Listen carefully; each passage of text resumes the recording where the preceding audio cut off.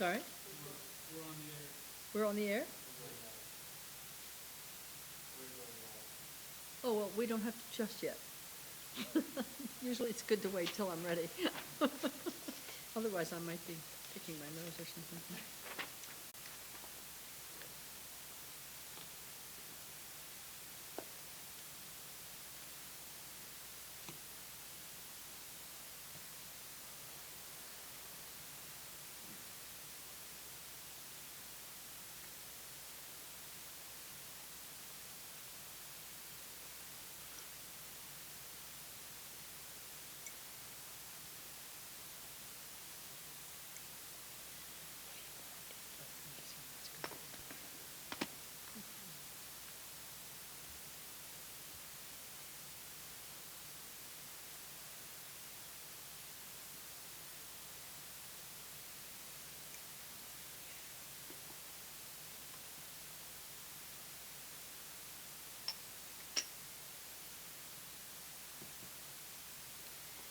Okay, you ready?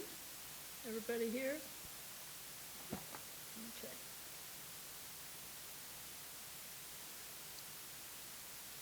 All right, I want to go straight into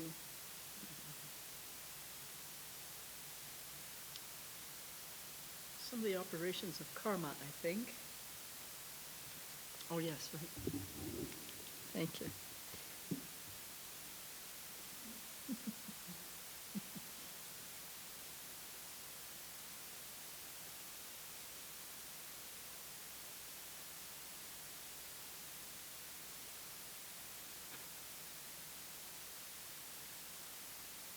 I think this afternoon I want to do more reading than I did this morning. I hope that that's okay for everybody. Sometimes it's more vivid if I'm just speaking, but some things in the book are expressed in the way that I want to express them. And I had the opportunity to work the edges of my understanding in writing this book. Of course, I've been studying the 37 Bodhisattva practices for decades with the kindness of Rinpoche, giving both public and individual instruction. And you'd think I would have learned something in all that yet time. And I'm sure I did learn something. But when I started to work on this book, it was as if I had never read them before. It was shocking, actually. I was in a state of complete disarray, thinking I do not have a clue here how to bring forth a commentary on these pristine, profound wisdom instructions. I can't possibly finish this book. It was foolhardy for me to even say I would do it. At the request of several people who had found some oral teachings that I'd given quite helpful, I said, yes, I will. And then I thought, oh, well, it's a breeze. I have transcripts. It'll take about 6 months. Well, I started, and I just, I just was aghast at the prospect of my half-baked understanding coming out on a page that somebody might read. So I went to Rinpoche. Now I said, sorry, I can't do it. Just totally not qualified. And I know many have the experience of sitting with Rinpoche that it's this very gentle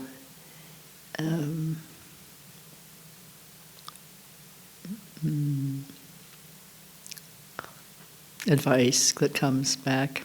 Sometimes with me it's more like a sword, which I'm very grateful for because I have a very thick head. So he said, nailing me with his gaze and his voice so clearly cutting through any confusion, he said, Barbara. And every time I hear that word come out, I think, oh, what's coming next? So, Barbara, if you have the Dharma and you don't put it out there, that is self-grasping. And that's all you have to say to an aspiring bodhisattva for her to change her mind. All right, so I went back, and picked up the work again of the manuscript of the book, and I found myself, I worked with a number of commentaries. There are brilliant commentaries by great masters on this text, which is the essence of Dharma. Everything that's Dharma is in here, and as Rinpoche said to us, and anything that's not in here is not Dharma. So these commentaries are profound and beautiful and extraordinarily helpful when you're studying the 37 practices. And the Rinpoche's oral teachings, some of them are in commentary form online. You can sometimes get some of them. I don't even know how to tell you where, but they're not formally published yet, I think. So you'll have to search a little. And then there is a commentary by the great Dilgo Chensen Rinpoche called, I don't remember, Courage and Compassion or something. And so I'd be sitting there at my computer where I was glued for almost 3 years, barely able to get out and do anything other than sit there. And I would be reading the commentaries and contemplating, not thinking about and analyzing. My mind doesn't really work that way with Dharma, although it did for many years as a scholar and teacher in other fields. But so I'd have the commentary in my hand, and then there would be my manuscript in front of me and something on the computer, and I'd read something in the commentary that elucidated the very place that I was confused about or uncertain of or whatever. And it was like somebody just put a light right in front of me, and so when I got to something that was hard, I found myself literally picking up the book and saying, "Go in, go in." Like a little baby I knew once would pick things up and try to put them in something, like the round thing in the square hole or whatever babies play with, those little, and he would say, go in, and I remembered that. So he would go in. It went in. It's in. It's in. I'm happy to say it goes in if you want it to go in. You have to open the top of your head for the wisdom to come through. So why am I telling you that? I can't remember. Oh, well, there was some reason. Anyway, the specificity of the way I've spoken about some of these things, I don't know that I could reproduce with the precision that I want to give you. So if you'll bear with me as I read, is it okay for you, those who are here, and the ones who are listening and viewing from a distance? Please allow me to read to you a little bit. Not in the way that we read a sleepy time story. This is not meant to put you to sleep and let you sleep nicely. This is meant to wake us all up together. Okay. So first I want to do some readings on karma, and then I want to go to verses 12 through 21, which are called, I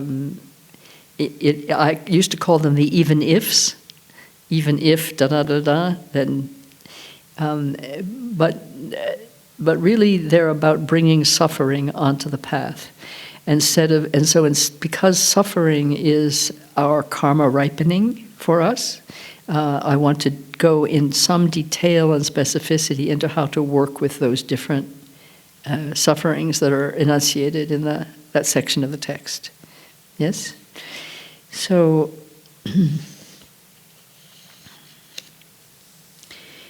I'm not necessarily going to draw a line from one section to the next, but I might just read you a selection of excerpts here that I think are helpful to my understanding of karma, even now, having produced the book. When I read this section on karma, I am helped in my understanding, and therefore in my practice, and therefore in my way of living. It's actually very practical. So, okay.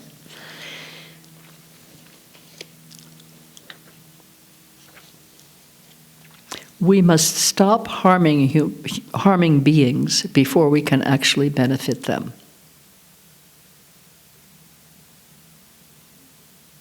That must sound obvious, But we don't actually know what is harmful and what is good a lot of the time, even though we think we do. Our understanding of what is and is not harmful immediately or potentially matures as we grow and deepen, both personally and spiritually, but our responsibility at every stage and in every moment is very clear. Did you get that? At every stage, in every moment, whether we understand what's harmful or not, our responsibility is very clear. And here is what that clarity is.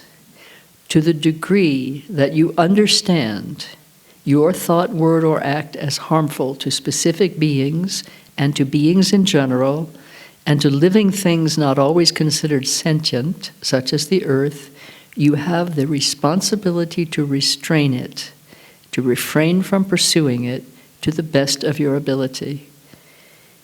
Is that clear? Okay. And so clearly what we're saying here is to the degree that you understand a thought or act or word is harmful, there's where your responsibility is. If you don't understand that yet, you will continue to make mistakes. So the implication, obviously, is that we need to continue studying, practicing, and refining our comprehension of what it means to be committing an act of virtue and what it means to be committing an act of harm. And in the Dharma, it is so simple. I mean, the Dharma is so simple. It is so direct. Causing harm is what causes suffering. It's suffering. And what gives benefit is what brings happiness.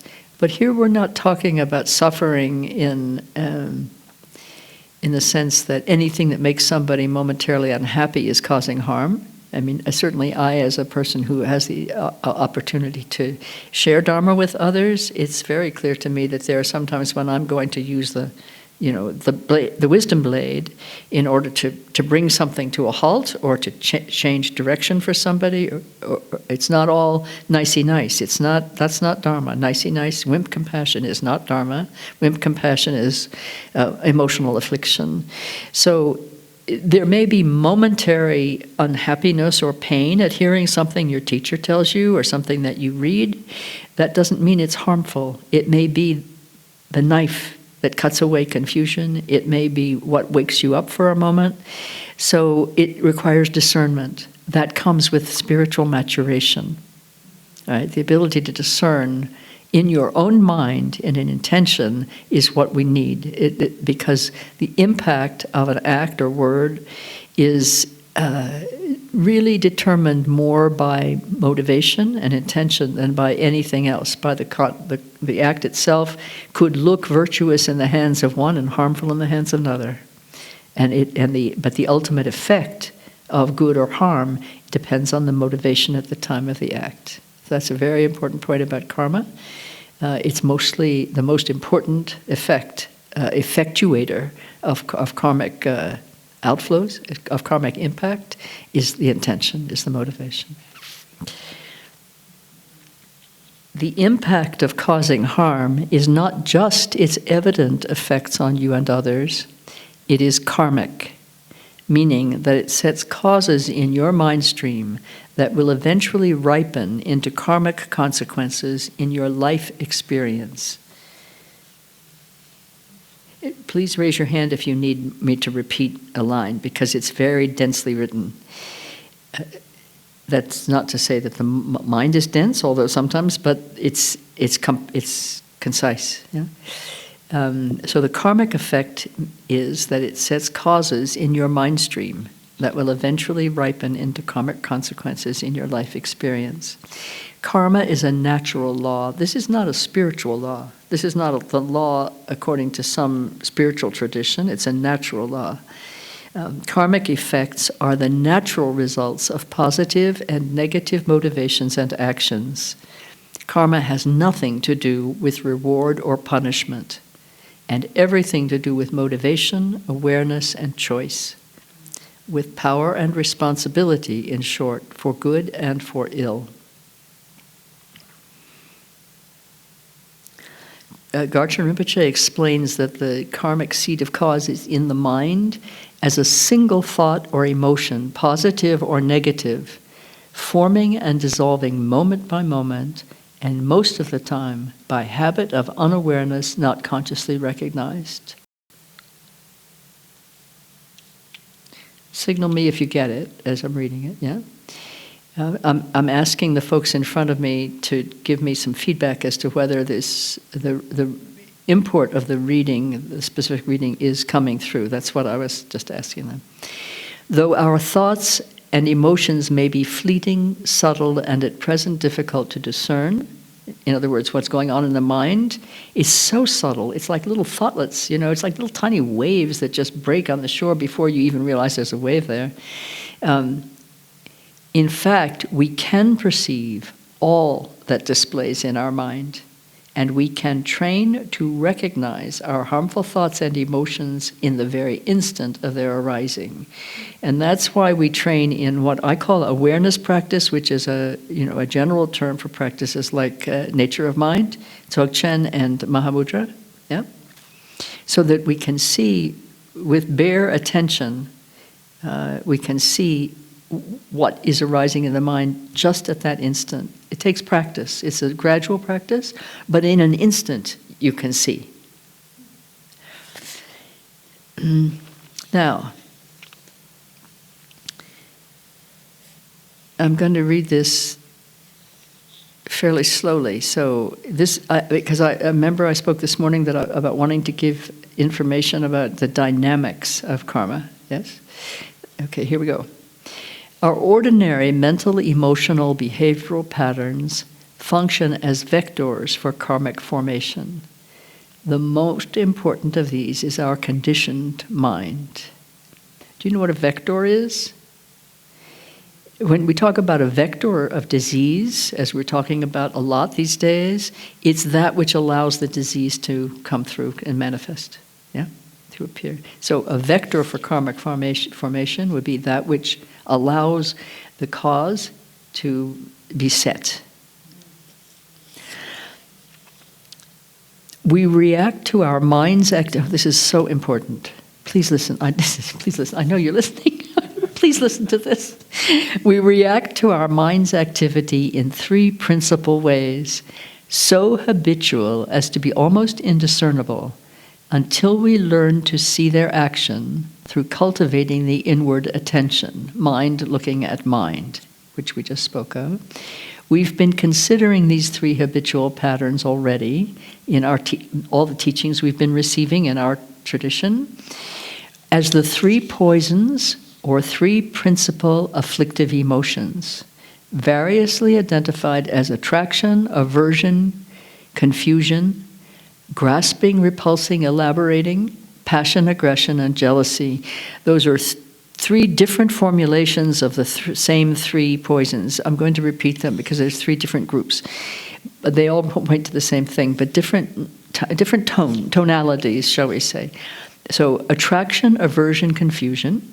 Attraction, I want it. Aversion, get it away from me. Confusion, I haven't a clue, and it's very alarming. I'm going to make up a story about it. And that's called elaboration often. Grasping, repulsing, elaborating, the same three. Gimme, get it away, confabulation. Passion, aggression, jealousy. Passion, aggression, jealousy is often the way we experience these three afflictive emotions in their most raw kind of state. Passion, I want it avidly. Avidly, I want it. Aggression, I'm going to kill it. And jealousy is really a variant in some ways of hatred, but it's also confusion in that it's complete absorption in the ignorance of thinking that there is a self and having that be the important thing. Does that make some sense? Yeah. These three reactions arise from, I know you know all this anyway, and I know all of you know it all anyway, too, already. These three reactions, but it never hurts to repeat it again. For me, I need to read it again and again. These three reactions arise from our mental patterns of self-reference and self-concern. All those are descriptions of self-grasping, of the activities of self-grasping, reference and concern, and then also craving and clinging, and all arise from the thought that there is a self, right? And that we are that. So these three reactions arise from our mental patterns of self-reference and self-concern as we are reflexively, just as an automatic reflex, reacting to stimuli in terms of their imagined relationship to the imagined self. Yes? This is in italics. So in your mental note, put it in italics. It is in that instant of reaction that karmic cause is set. That instant reflex of conditioned mind, grasping, pushing away, or confabulating, that instant is the instant the karmic cause is set. This is why it matters that we become able to recognize our mental phenomena, thoughts and emotions, as soon as they arise. In the moment that mind recognizes a thought, and a thought meaning an arising, it could be an emotion, could be an image, could be a memory, it doesn't have to be a cogent thought. In the moment that mind recognizes a thought and does not interfere with it in any way, the thought vanishes, leaving no trace. Have some of you experienced that already? Yes? Even just for an instant? Thought nature and mind nature, same nature. When a thought or emotion arises in our mind, is recognized, and meets with no reaction or involvement at all, it goes as naturally as it came, like a wave in water, coming and going in its own watery nature. No karma is created by a mental arising that simply comes and goes in mind that is both aware and non-reactive. Page 83.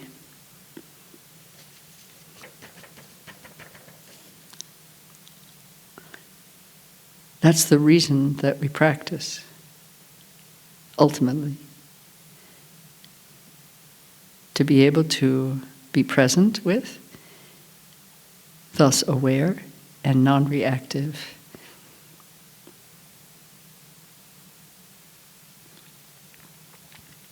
The three poisons, therefore, naturally point us to their own three antidotes.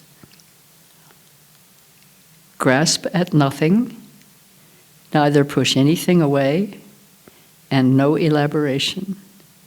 If you like it, let it go. If you dislike it, let it go. And if you don't know whether it's desirable or detestable, let it go.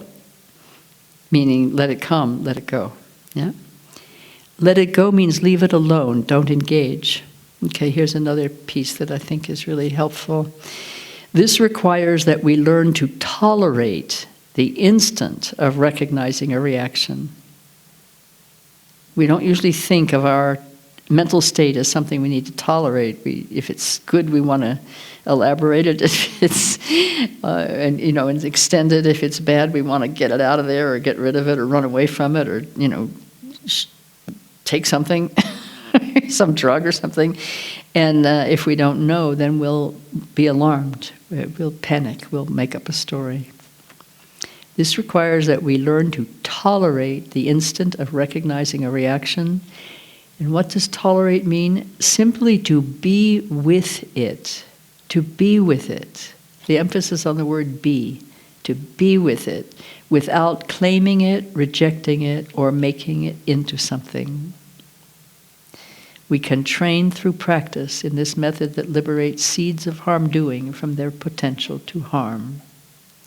The person who can abandon the impulse to harm others is the one who can recognize that impulse and disarm it. Yes? See what I mean by practical? To be practiced.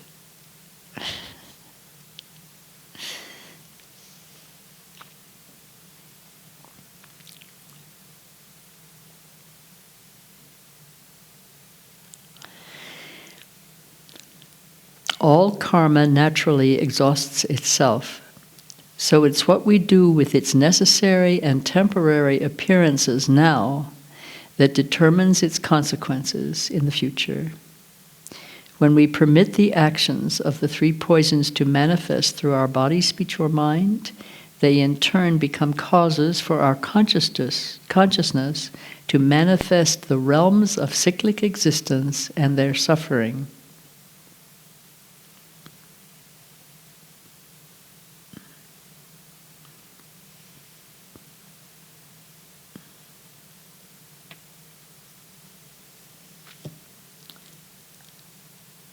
And this is something that's relevant to our condition today. It is crucial to understand that these transient psycho-emotional states and their projections are themselves insubstantial, coming and going and changing all the time. But take these individual states with their causes and outflows, gather them together with those of countless other beings, human and otherwise, and we can easily see how a hell-like realm of rage-filled beings, a realm of dull ignorance, or one of ceaseless craving without hope of satisfaction, can manifest as material reality. A zone of war is like all of that put together. The outflows of mind states of aggression, anger, hatred, jealousy, grasping, fear, and ignorance, reflected in each face of suffering of both perpetrator and victim, except that ultimately there is no perpetrator and no victim. This drama is a co-creation, rising and falling continuously in our minds, outpictured, projected, and enacted, and therefore experienced as our lives in the three times. This is individual and collective karma. Everyone is all in.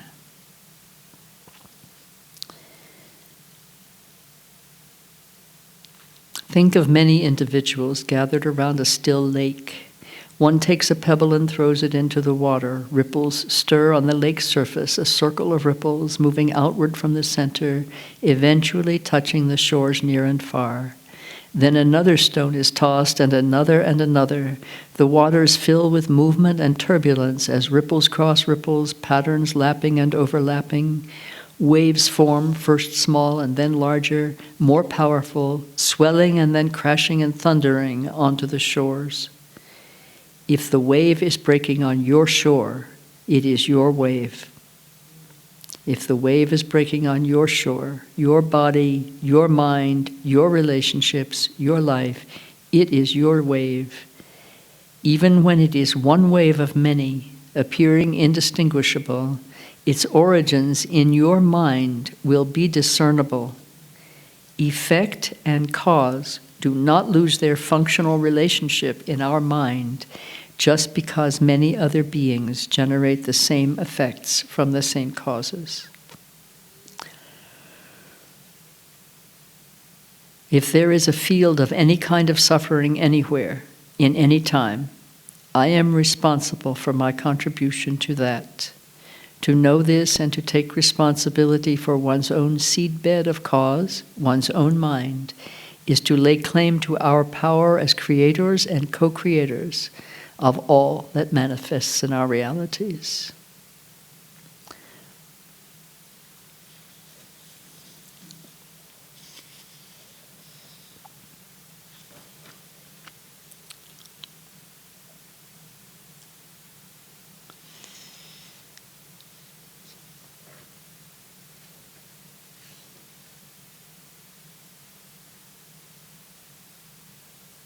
Garb Rinpoche says that we will never experience anything, and really anything at all, hangnail, cancer, a war, an epidemic. We'll never experience anything for which we have not ourselves created the cause. He vividly showed us this in a Sangha gathering before a planned trip to Tibet. This was very early. Maybe he'd been here maybe 7 years or so, and he was about to go back to Tibet for the first time since he had left. So it was a significant moment. He told us that if he returned to Tibet, he might be imprisoned again. I've told some people this story before, but it's it's an important one. It shows us something about karma that we have a hard time accepting, I think. But this will help us do that. In a Sangha gathering before a planned trip to Tibet, he told us that if he returned to Tibet, he might be imprisoned again. Oh, the students were weeping and imploring him, don't go, oh Rinpoche, don't go. If they're going to put you back in prison, don't go, stay here. He just smiled and said, well, that shows you don't understand karma. And they called out to him, but if you have the karma to go back to prison in Tibet, stay here where you're safe. He said, that shows you really don't understand karma. If I have the karma to be thrown into prison again and I stay in America, they'll throw me into prison in America. This pith teaching fills me with gratitude and joy. I can trust in karma. I am safe in karma. Nothing is alien to me, and I am no victim. Any suffering I experience, I have chosen by my own prior activity, and I can now choose how I take it.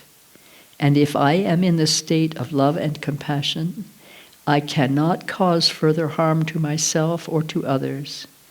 Bodhicitta is the ultimate protection of every being. We are held in the light play of the two truths, absolute and relative. Absolutely, the law of karma is itself empty of any solidity, while at the same time it is the law of the land here in all the realms of existence, operating through the subtlest details of the minds and actions of sentient beings. Take karma personally, very personally. It is your loom, your warp and weft, your fibers, and the very fabric you are weaving of mind and life. What page is it? Say? What number of the page? It's verse 8, and the pages are 81 through 88, I read, yeah. There's a lot more, but I want us to go to verses 12 through 21. And the reason I want to go there directly is that the teachings in that group of verses, 12 to 21, if you have your book with you, you might want to open it to see them one by one. The teachings there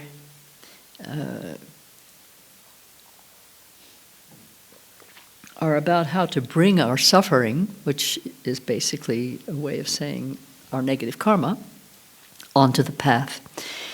But first I want to touch on verse 11 before we go to 12. All suffering, without exception, comes from seeking your own happiness. The perfect Buddhas are born from the altruistic mind. Therefore, truly exchange your own happiness for the suffering of others. This is the way of a bodhisattva. This teaching is the absolute warm beating heart of the bodhisattva path, and it points to the practice of Tonglen. The practice of Tonglen can be a formal practice that you do according to certain steps and instructions, and all of us have received that practice in our teachings, yes? Yeah. And many who are listening, I know personally, have received the Tonglen practice in one form or another, and there are infinite numbers of forms of this. Every teacher has their specialty about how they teach it, and in every life moment you can be practicing Tonglen, and in fact, as a bodhisattva, as you develop and as you mature, Tonglen becomes the way you breathe in and breathe out. It doesn't become a practice, it just simply becomes your way of being in the world. So it becomes completely effortless. But of all the profound and perfect pith instructions in the 37 Bodhisattva practices, verse 11 is the essence. It's the key to understanding them all. And please take that very much to heart and live in every way you possibly can the meaning and the literal instructions of verse 11. Oops, that was nice. So exchanging your own happiness for the suffering of others is the heart practice of the Bodhisattva. And the verses that follow 11 the verses about bringing suffering onto the path. Tokme Zangpo, our great teacher here, go in, is teaching us how to place others before self. It's not always obvious, but as Rinpoche said, when he first gave me this little book, 175,000 years ago maybe, but in this lifetime, not that many, but some, he said, take this and practice it literally. He said, take this literally, these teachings, these instructions. They're not allegorical or, metaphorical. Take them literally and practice them. He said, that is how I became who I am. It's very unusual when a teacher speaks of his own enlightenment, his own realization. It's very unusual. But Rinpoche's generosity leads him to do that. It's not his ego saying, look at me, I'm a great bodhisattva. He's giving us that information so we can follow him. He's interested in us getting up and walking, in his footsteps. He wants us to follow the path he's followed because he knows where it leads. And we say we want that, and then we don't do it. So he said to me, take it literally, Barbara. And this was a teaching in the middle of a staff meeting, and I was complaining. I was exhibiting, frankly, my negativity about somebody else's negativity. And he interrupted my complaint, and reached across with the book. It was red at that time.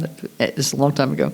And he said, Barbara, right in the middle of the staff meeting, Barbara, take this book and practice it literally. This is how I became. If you want to become like me, this is how I became who I am. So I'm saying the same thing. Take it literally like him and become like him. So exchanging our own happiness for the suffering of others is the key instruction in verse 11, which is the key verse in the 37 verses, which is the key to all the Dharma. So there's 3 keys. The 3 keys to the whole path. But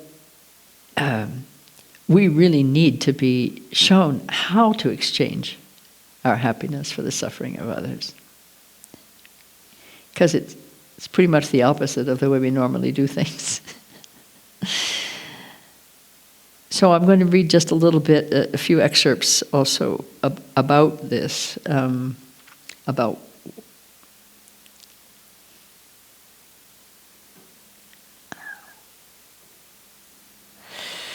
why these verses 12 to 21 are so potent for our transformation. They take up a very large chunk of the 37 Bodhisattva practices. And when I first encountered this little text, I thought, well, these all sound very much alike, and sort of why should I pay a lot of attention to the details or the different flavors of each of these forms of suffering and confusion? But over the years, I've come to see as different ones of them would pop up into my awareness at different times exactly when I needed them or didn't want to hear them. Both occasions could occur.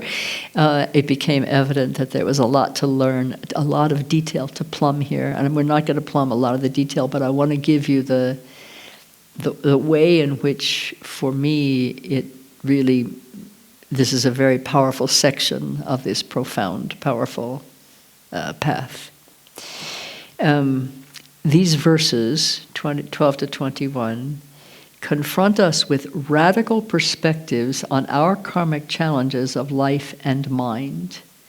They show us how mind, the sower of cause, can transform its own view and intention, and also, thus, the ways we work with result.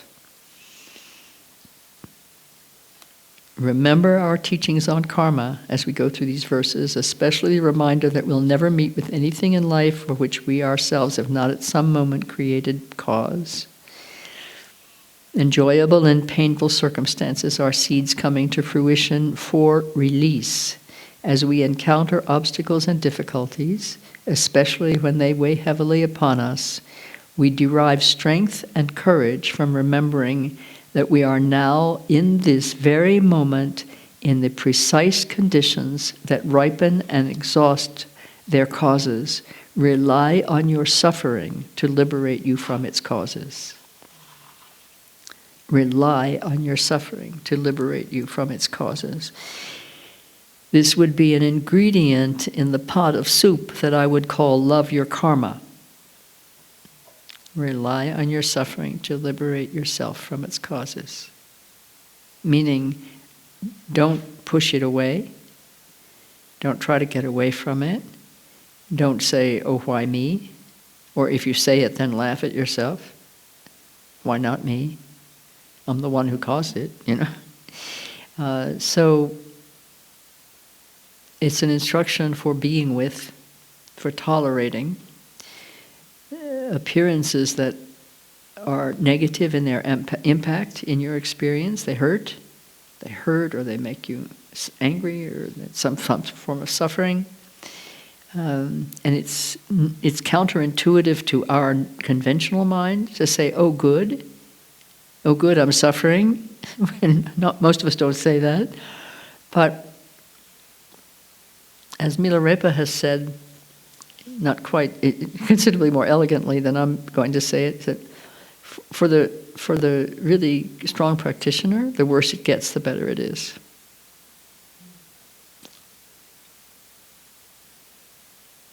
And Rinpoche has also said,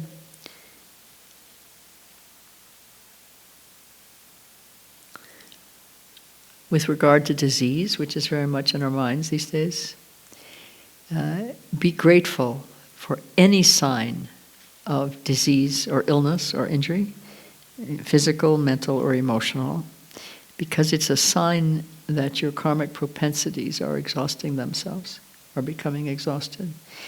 And one of the things in that comment that strikes my attention is that it's not just a specific seed of a specific karma that is coming to exhaustion, it's your propensities, meaning the habituated tendency to plant that seed over and over and over again, and to react to its fruition, again, with the three afflictive emotions.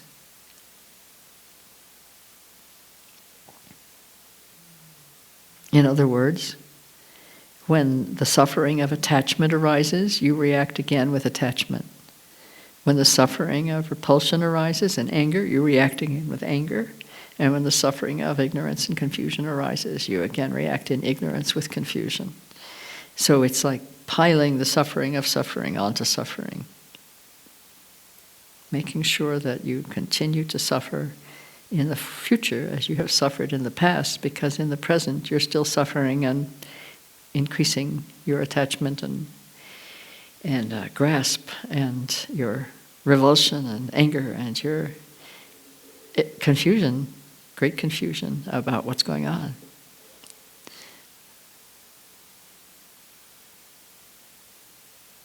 These are the teachings about how to recognize, and these verses, 12 to 21, how to recognize and actually use the experiences that are most difficult for our self-clinging to tolerate, to use them as the raw, rich energy that transforms them on the spot. These are the methods for bringing negativity onto the path. And so, of course, when we begin to consider and practice them, we will find our negativities flying up in our face like hornets from the nest we're whacking. Don't stop. Whack, whack. Difficulty and suffering are in the world. Oh, please, let's take this one very much as an elixir, a medicinal elixir for this moment, an epidemia. Difficulty and suffering are in the world, in life, in samsara, where beings exist. We are not to turn away from the suffering, but from its causes in our own mind streams and actions. If you turn away from suffering, you're going to turn away from suffering beings, including yourself. While the deep vow of the Bodhisattva is never to abandon a sentient being, including yourself. Bringing difficult experiences of mind, emotion, and relationship onto the path is the method by which we take responsibility for our own confusion and release our deluded view into clarity and power.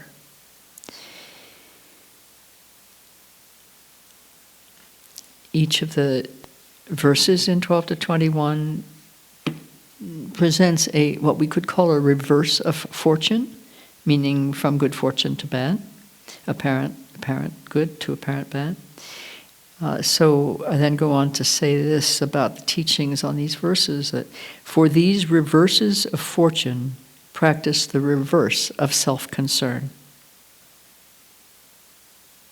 Hold closely in mind now the core teachings on Tonglen, exchanging self for others.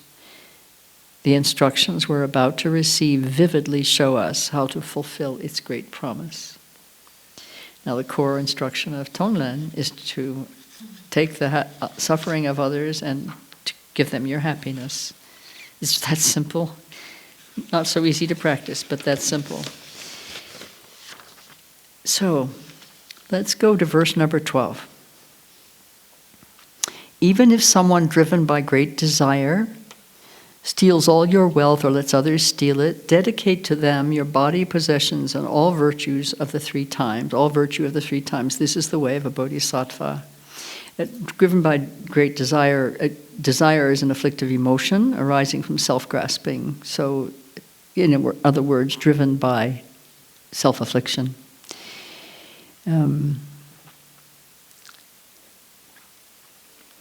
So we have a question that was sent to me before we started this weekend.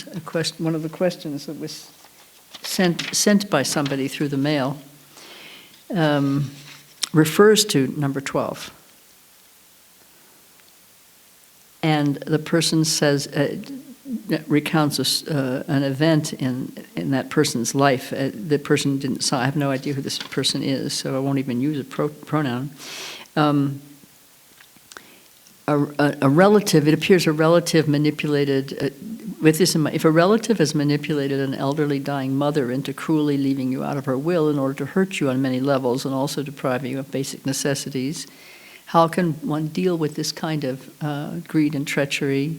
And speaks of sadness and even the question of whether one's own mother actually loved one. Should you do nothing and just accept it and even offer your possessions to the sibling who arranged this? So the question focuses on two things. One is the material circumstance and the loss of something to which the questioner felt entitled, and then the evil motivation of the sibling, and then questions whether there was actually love on the part of the mother. So it's pretty layered, and obviously you can hear in just a little bit I read how painful that is, that experience.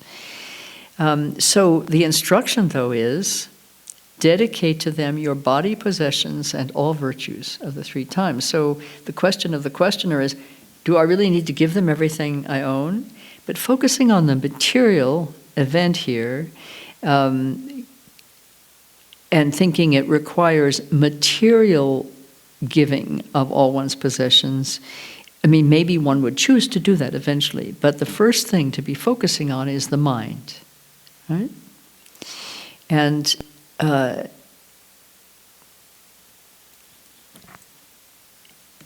you know that expression, like a sore thumb?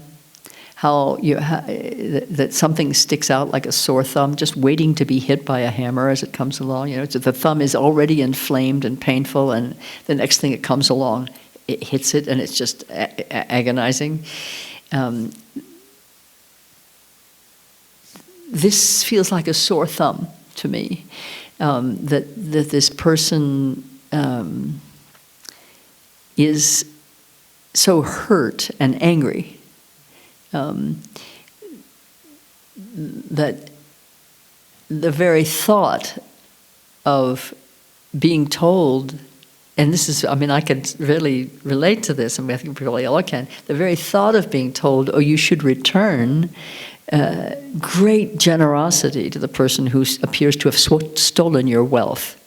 You should give them your thimble, you should give them your car, you should give them your TV, and so on. What we need to give that person who has stolen from us our material wealth is our desire that they have everything they need, and our desire that we would be able to give them everything they need.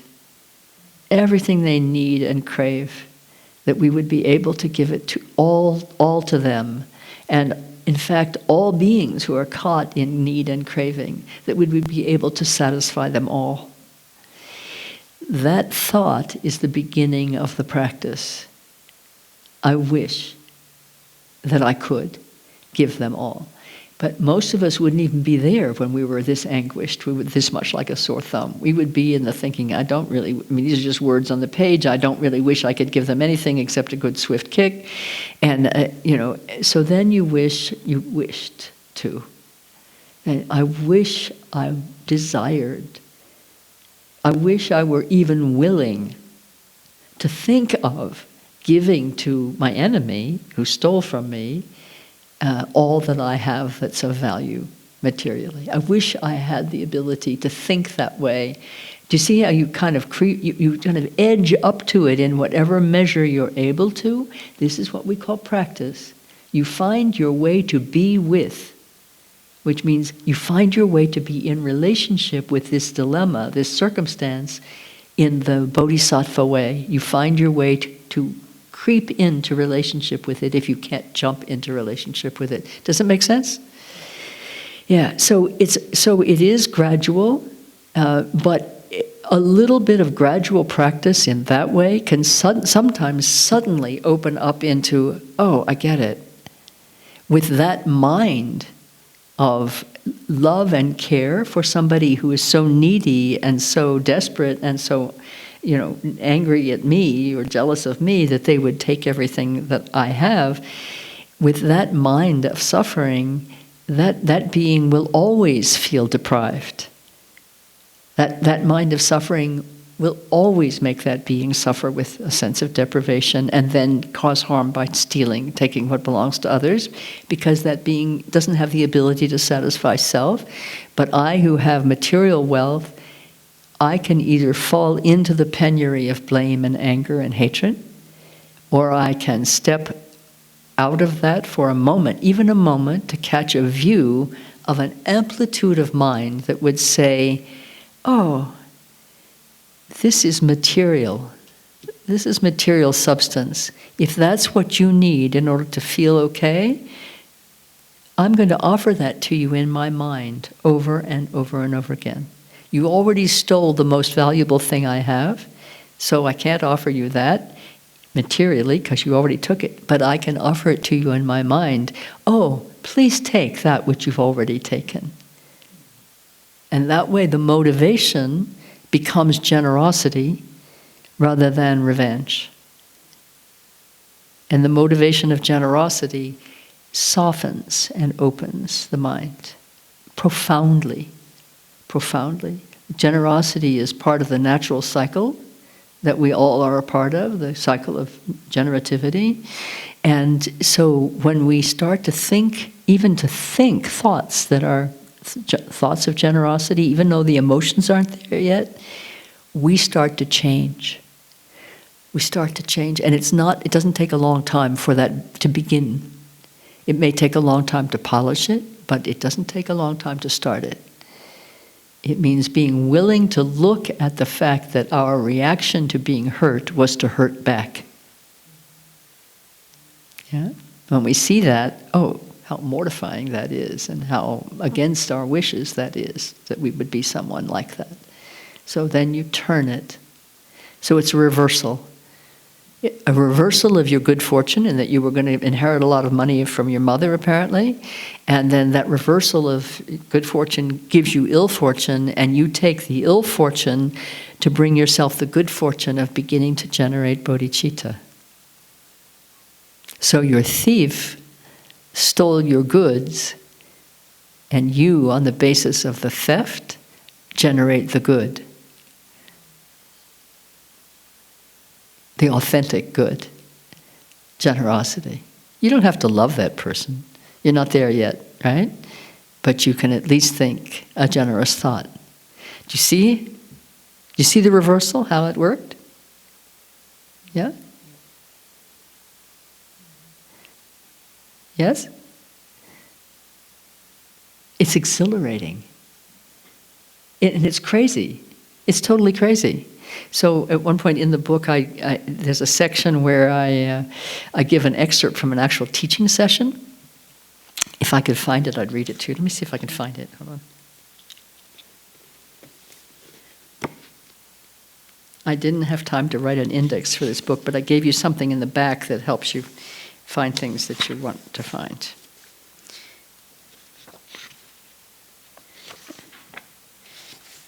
We're talking about verse 12. Okay. Because this is the first verse in this group is about material effects, sort of closely held, one's personal wealth. It's an easy one to get the mind around in a way, so I'm going to stay with it until I can be sure that I have said everything I want to say about it, at least for the moment.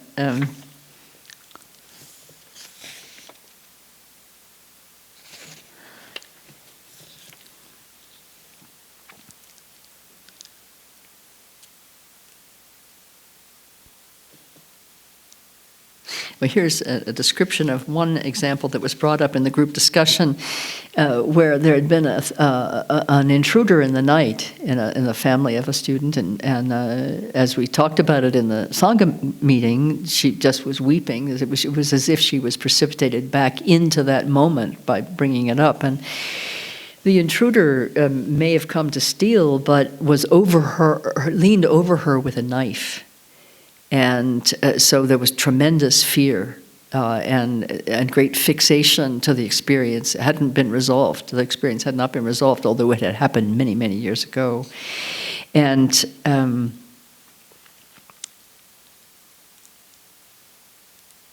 I spoke about,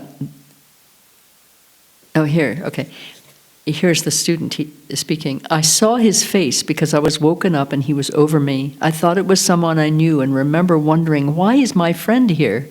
I went back to sleep and then woke up realizing it wasn't my friend. And then what I said in response to her was, yet it was your friend. Your old karmic friend was there to help you purify karma and generate love and compassion. This is what I mean by radical teachings, going to the root. It is radical to think not only maybe I won't have to be angry anymore, but also for the one who caused or threatened grave harm, I will practice great love and compassion. My friend came not to take, but to give, an opportunity for me to cultivate the quality that is the priceless jewel, bodhicitta. So the friend who keeps coming in the night, again and again as the years go by, bringing the opportunity to generate bodhicitta on that basis of that moment of great fear and danger, that is a spiritual friend. Our thief steals away a self-clinging being with its fearful, anxious ways and leaves behind a generous, grateful, compassionate one. We give the thief everything far beyond what he desired to take from us, our body, possessions, and all virtues of the three times. Even that vast generosity has its reflection in the compassion, loving kindness, and selfless concern that we're already capable of. It is important to recognize this. And this is what I was speaking to a minute ago. While it may be beyond our present capacities to respond this way in every circumstance, it's not beyond our capacity in some moments to do so, or at least to imagine doing so.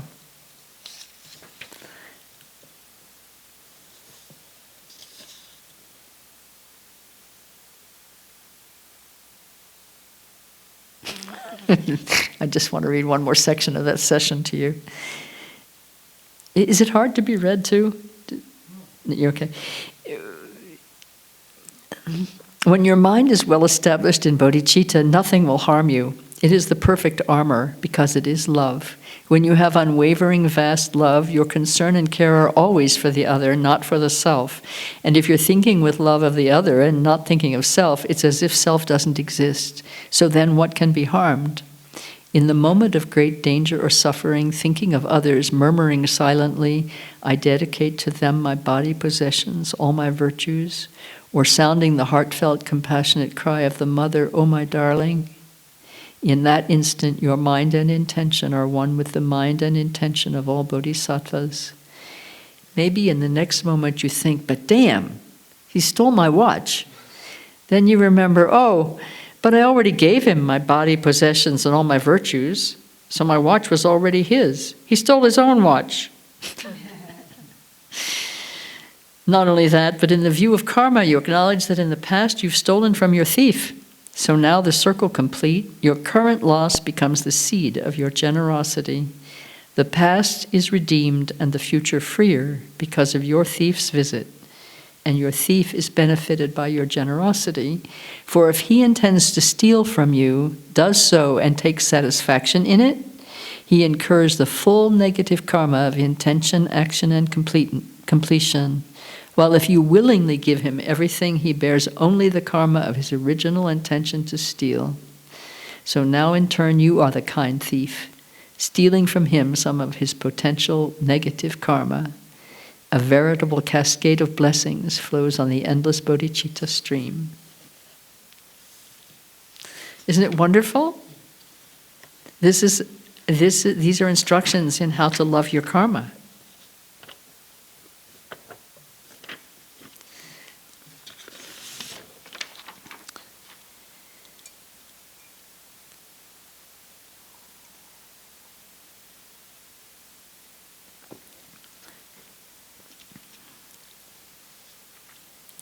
The exchange of self for others here, in mind and perhaps also in action, is freely to give everything to those who would steal something. Okay? Shall we move on to 13? Even if someone cuts off your head when you haven't done anything wrong, take all their negative deeds upon yourself through the power of compassion. This is the way of a bodhisattva. This brings the Tonlin principle of exchanging self for others into action in the very face of apparent aggression and destruction, cutting off your head. I like particularly in the line, if someone cuts off your head when you haven't done anything wrong, as if if you have done something wrong, it would be okay to cut off your hand. It would be better, it would be less upsetting, I don't know. Anyway, it makes me laugh. So the one who endangers us is more endangered than we are. We stand to lose one head and one life, while our assailant stands to throw away lifetimes of virtue and opportunity. We are not harmed in our true nature by anything that happens, and at the relative level, we are benefited by what appear to be harms, which are purifying our own negative karma. So that's the reversal. That's an ultimate act of destruction, somebody killing you, cutting off your head. And the reversal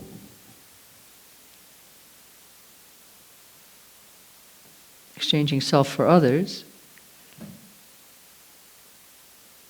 is to recognize what we stand to lose is one life, one head, and what our assailant stands to lose are lifetimes. Is lifetimes. If we think in terms of prior and future, it doesn't matter, but lifetimes, let's just say opportunities without measure, beyond measure, of being able to practice virtue and opportunity. So in that way, we generate compassion for the one who harms us. Nobody commits an act of great harm who's not themselves in the grip of great confusion.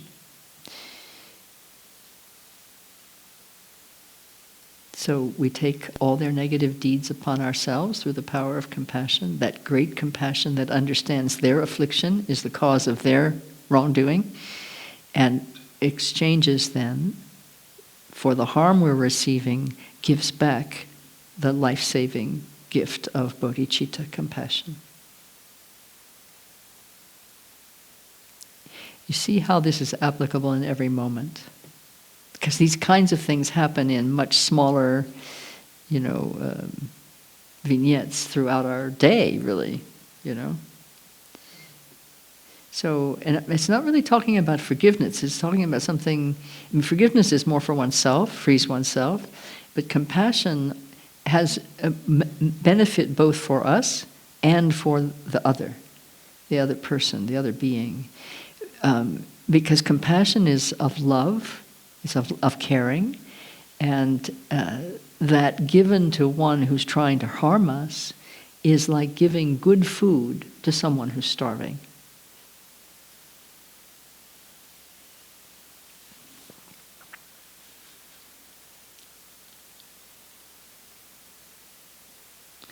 In verse 14, even if others slander you throughout 1 billion worlds, in return speak with a loving mind of their good qualities. Now, is that the way you usually do it when somebody slanders you? Not exactly, huh? Not exactly. This is a very short section. I want to read that whole section to you. If someone speaks ill of you, either those words are based on truth or they are not. That's a little bracing, you know.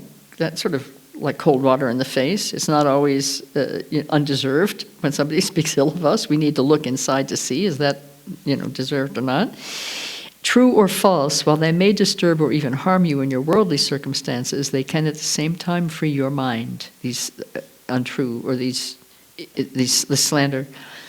And here's how. If your accuser's words are true, look within to investigate your own thoughts, actions, and speech, and bring your faults to correction.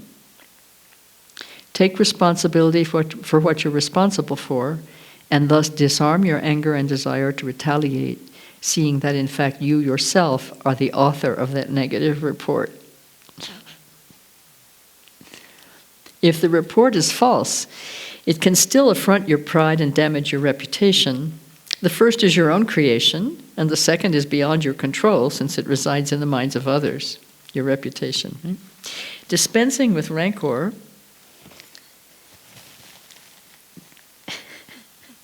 I love these teachings so much.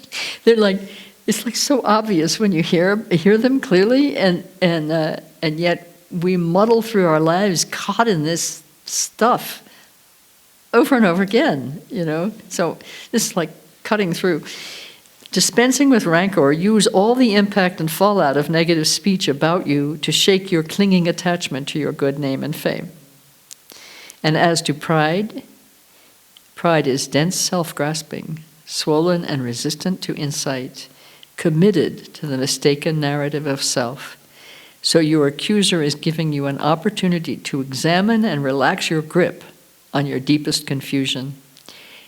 Don't kill the messenger.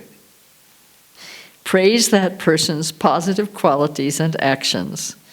Yeah, sure. Right? Okay, so next sentence. Even searching for and privately acknowledging them as positive will benefit your mind, while publicly holding them up to others as excellent qualities and actions will benefit your mind greatly. Allow kindness and gratitude to arise in your mind by remembering Buddha nature always within, only momentarily obscured by our ignorance, and recognize the fault in finding fault with others. When it is done to you, be very sure it is not also then done by you. Keep clearing the karmic slate, your mind, for the good of all beings. Inscribe there only what you know is true. Got it? Anybody experience being slandered? Probably, even though we may not have thought it that way. Verse 15. This is a very good one too. Even if someone exposes your hidden faults and insults you in front of others, view that person as a teacher and bow with respect. This is the way of a bodhisattva. How often do we take it that way?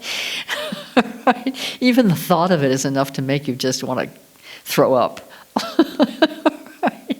That person just said such and such, and now I'm supposed to, in my mind, bow to them and think of them as my teacher?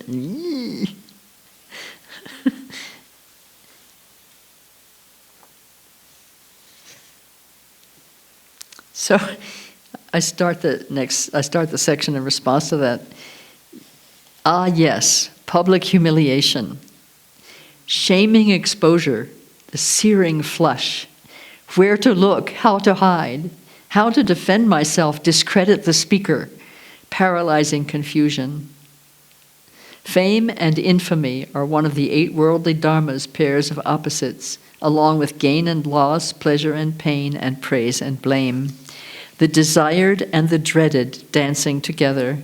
As always with hope and fear, what I hope will happen, I fear will not, and what I fear might happen, I hope will not. Little grace in that dance. Secret faults are corrosive and deadly. Let them be seen and spoken of. In fact, be the first to expose them, if not to others, then at least to yourself, in confessing, resolving, and acting to correct them, and be grateful and respectful to the one who helps this happen, no matter how painful the moment of unwilled exposure. You don't have to become best buddies with someone who strips you bare in public, but in your mind you can stand naked and at ease, unburdened. And I've spoken of Dilgo Chense Rinpoche, a great Dzogchen master who's also a great master of bodhicitta. And I refer here to Dilgo Chense Rinpoche's elegant advice on this verse. Your reputation is an alluring mirage that can easily lead you astray. Discard it without a second thought, like the snot you blow from your nose. The true spiritual friend is at it again, looking like an enemy, revealed as the friend. And your bodhisattva intention is at it again, transforming apparent adversity into spiritual benefit for all. You get the drift here, yes? What's the drift? The flip, yes, the reversal. For the reversal of these, we reverse these reverses of fortune by taking them as the opportunity to generate love and compassion, to generate bodhicitta. It's like judo. It's like a judo move. Yes, spiritual judo, mental judo, yeah. Yes, that's what I meant when I said earlier that it's to use your suffering as fuel for its own transformation. So when the suffering of being attacked comes at you, flip. But you don't flip the so-called adversary over your shoulder. You flip your own pride back over your shoulder, or your own self-grasping, self-cherishing, and see the suffering coming to you as being your own gift to yourself in order to accomplish that. But the gift has been bestowed upon you by the apparent adversary. So it's like a very... it's like weaving with gossamer, weaving with strands that are very subtle, although the events are not subtle. The events described here are not subtle, but the strands of mind that we're weaving with are subtle. Think about how easy it is not to see your own avarice. Think about how easy it is not to acknowledge your own hatred. Very easy not to acknowledge our hatred because that's so immediately projected out onto others, and therefore what we end up with is self-righteousness. But if we're actually looking for the adversary, we must look within. And then it's very plain to see. And these reverses of fortune that we then practice reversal with are writ very clear in events in our lives, inner and outer, and once we're looking for them, we won't miss them. When we sharpen the intention to see them, they will become very clear for us, very, very easily. It's like looking, actually, it's as if we were looking in the mirror. We'll see it very plainly. Oh, that was my greed that was being repaid to me by theft. Clearly if you don't think of karma as one-to-one, I stole from that particular individual before, therefore that particular individual is stealing from me, because we don't know, we don't remember backwards, we can't go back in the annals of our lifetimes or life experiences to see the actual events that may have been specific individual karmic seeds, and we don't need to. What we need to see is our activity in the moment, the activity of mind in the moment, and recognize it. That's what we need to see, in the moment. And Rinpoche also, I remember saying at one point, that we likely will not ever see events or actual causes in experience of the worst sufferings that we experience, the most serious negative karma that comes our way. So it's not particularly fruitful. In fact, it's not fruitful at all to try to go back into the past to try to find this or that explains what's happening right now. What's very fruitful is to see the tendency in your own mind and speech and behavior and actions, the tendency to act out certain karmic patterns over and over again. That's extremely fruitful. A specific karma coming to fruition and exhausting, that's done. But a karmic tendency that repeats over and over is very difficult to discern sometimes, very difficult. There's one that I've been working on probably for 40 years, wanting to see. At first I thought, well, I need to see the actual thing that happens in my mind. So I started looking to see the thing that happens in my mind in relation to this particular form of karma. And it's a very destructive form of karma, a very destructive karmic tendency that I've carried in my continuum probably for lifetimes. I don't really care how long. If it was just yesterday, that's bad enough. But, yesterday, a millennia of yesterdays is worse.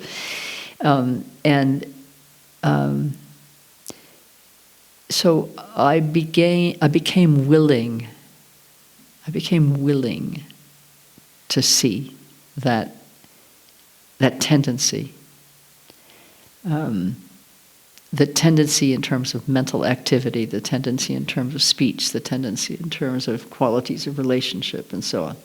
I wasn't yet asking to see the seed itself, because I didn't know about that, about how to ask for that, ask myself to see it. But the willingness was coming and going. It was very slippery. Sometimes I'd think I was willing, and other times I was turning my face away from it just as fast as I could. And then a circumstance arose in my life that was so painful and so completely incomprehensible to me that I was just desperate. Literally, I was on the ground. I have a little cave in which I practice. It's not a cave like in the rocks. It's a cave I created in my room. On one end of the room, there's a cave that I've created, and it's very small. It's tiny, and yet I would find, and I can barely get down and up. You saw that I don't do floor prostrations anymore. It's been, I can't get back up again if I do. I mean, I can, but I'll have to roll over on my back, and it's really quite a production, right? So I would literally on the floor of that little cave in retreat, just really begging to be shown, begging my gurus to show me what it is in my mind that is creating this suffering over and over again for myself and others. And at that moment, what we could say is that I made the engagement to look at it, to see it. And from that arose the willingness to keep looking. It was a gradual process, but there were moments that were very, very distinctive. But you can probably tell by the way I'm speaking about it. I noticed my body language is that I'm kind of wrapping my arms around myself, and it's exceedingly painful. And then it took some years of my just sort of glancing at it from time to time, or noticing in my mental continuum that I could see it, and then I'd look, you see something and then you keep on going. You don't actually turn around and look right at it. You just sort of see it over here. This is where I usually see it, right about here. And of course, that's where Vajrayogini has the sow head, so maybe the sow head is what's the saving grace there. But so some years have gone by, and then not very long ago, quite recently actually, I just got it. I saw it. Very recently, I saw it. I saw it in my mind, a thought form with its emotional reaction and the kinds of, and kind of a quick fluttering of all the different kinds of activities and forms of speech and forms of relationship and so on that were related to that very ugly little piece. Very ugly little piece, like a karmic tumor, right? Encapsulated, so I wouldn't see it. Right? And so it popped, just popped. And I, there's still work to do, but having seen it, I'm no longer its slave. I may be sometimes its more or less willing servant, but I'm no longer its slave. It's progress in increments sometimes, doesn't all happen overnight. But the willingness to see is very critical for us, very critical. Even before we want to see, the willingness can be placed there. Yeah, this is so tender to talk about. It's quite recent, this piece, quite recent. And it's a good illustration for me of how the further you go into being, the further I'll personalize it, the further I go into my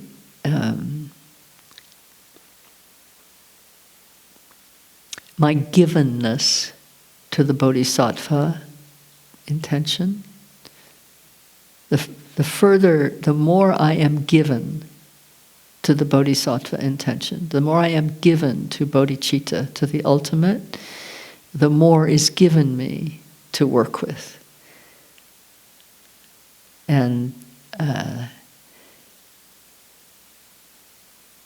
the pain of confronting old patterns that are still influential, the pain becomes acceptable.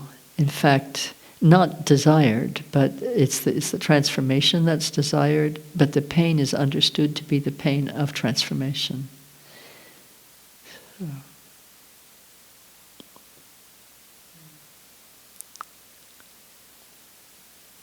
We all have this. We all have this kind of suffering. I'm not unique here in any way, but we all have this kind of suffering. So, and we're willing to go through it because we want to liberate others from it. I can't help you if I can't help myself.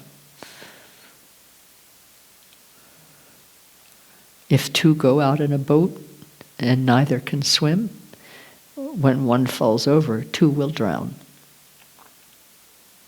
So,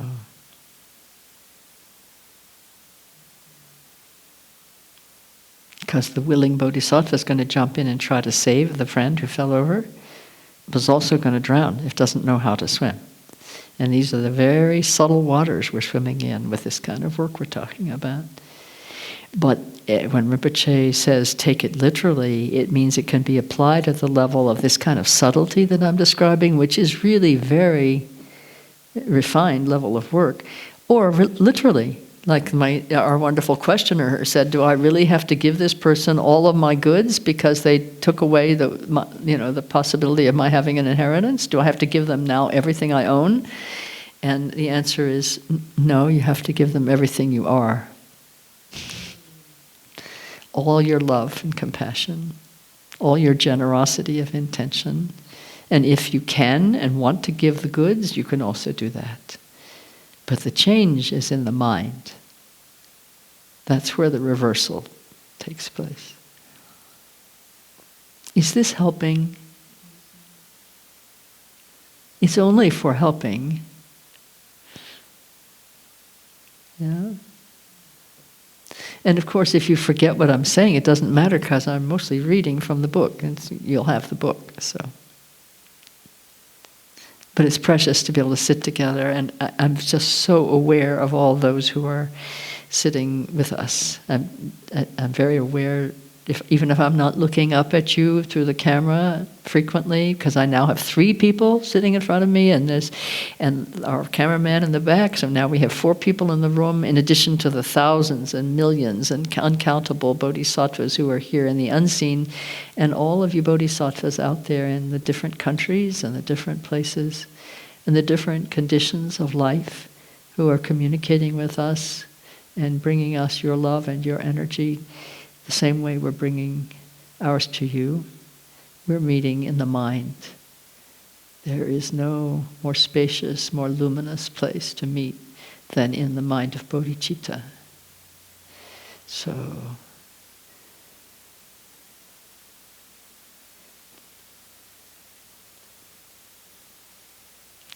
I'm going to take a sip of tea, which is now suitably chilled. It's actually quite tasty chilled. It's good tea. And then, would you like me to do some more of what I've been doing, actual readings from, or it's 3:30 and we have until 5, and there are a few other questions that were sent in that came over the, what do we call it? The tube? I don't know what we call it. The internet. Yeah. I also have 2 questions. You do personally? From Oh, that just came in? Could you give them to me in writing so that I can actually read them? Lovely. Yeah, sure. But is it most helpful at this point to continue reading or not? Just let me know what you think, what you want. Everything is beneficial. I think you know best. I like it. You like it? Okay, good. All right, so we'll do a little more and then we'll take a break and then we'll come back and do some questions. Okay? All right. I have to confess, I don't have to, but I'm going to, that in the early years, meaning the last 20 or so, 30 years that I was studying these, thank you so much, Jan. Thank you. Let me check to be sure I can read.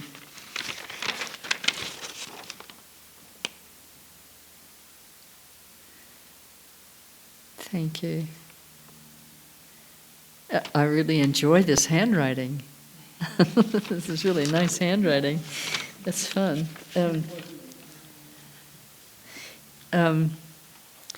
This was. I would skip over the 12 to 21. I just thought, I don't want to go there. It's just sort of boring. We have more questions? I just printed them out. Oh, that's great. Thank you so much. Bigger font. Yeah.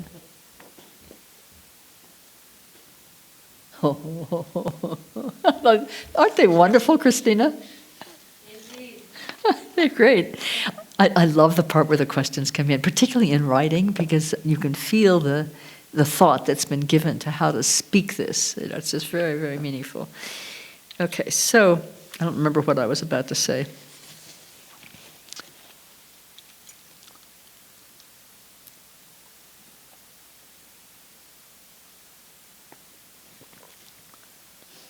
Oh, 16. What are you laughing at?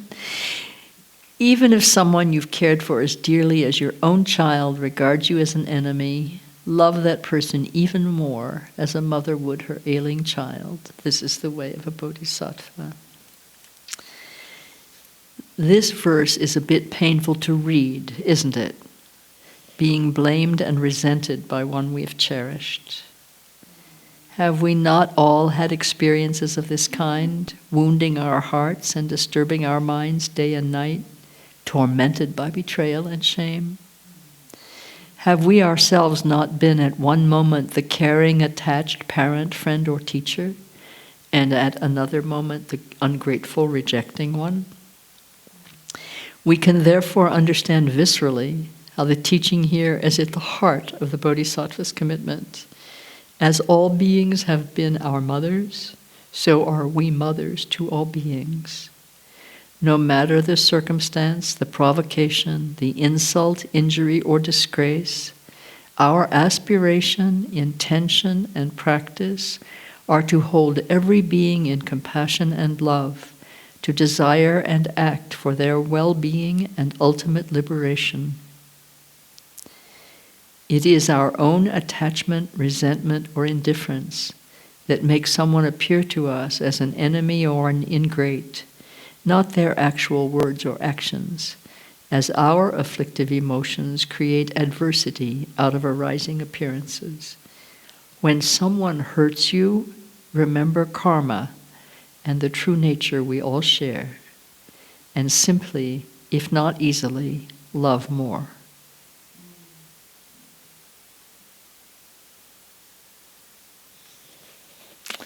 Verse 16. I don't think I need to say anything more about that, do I? That's very, very tender.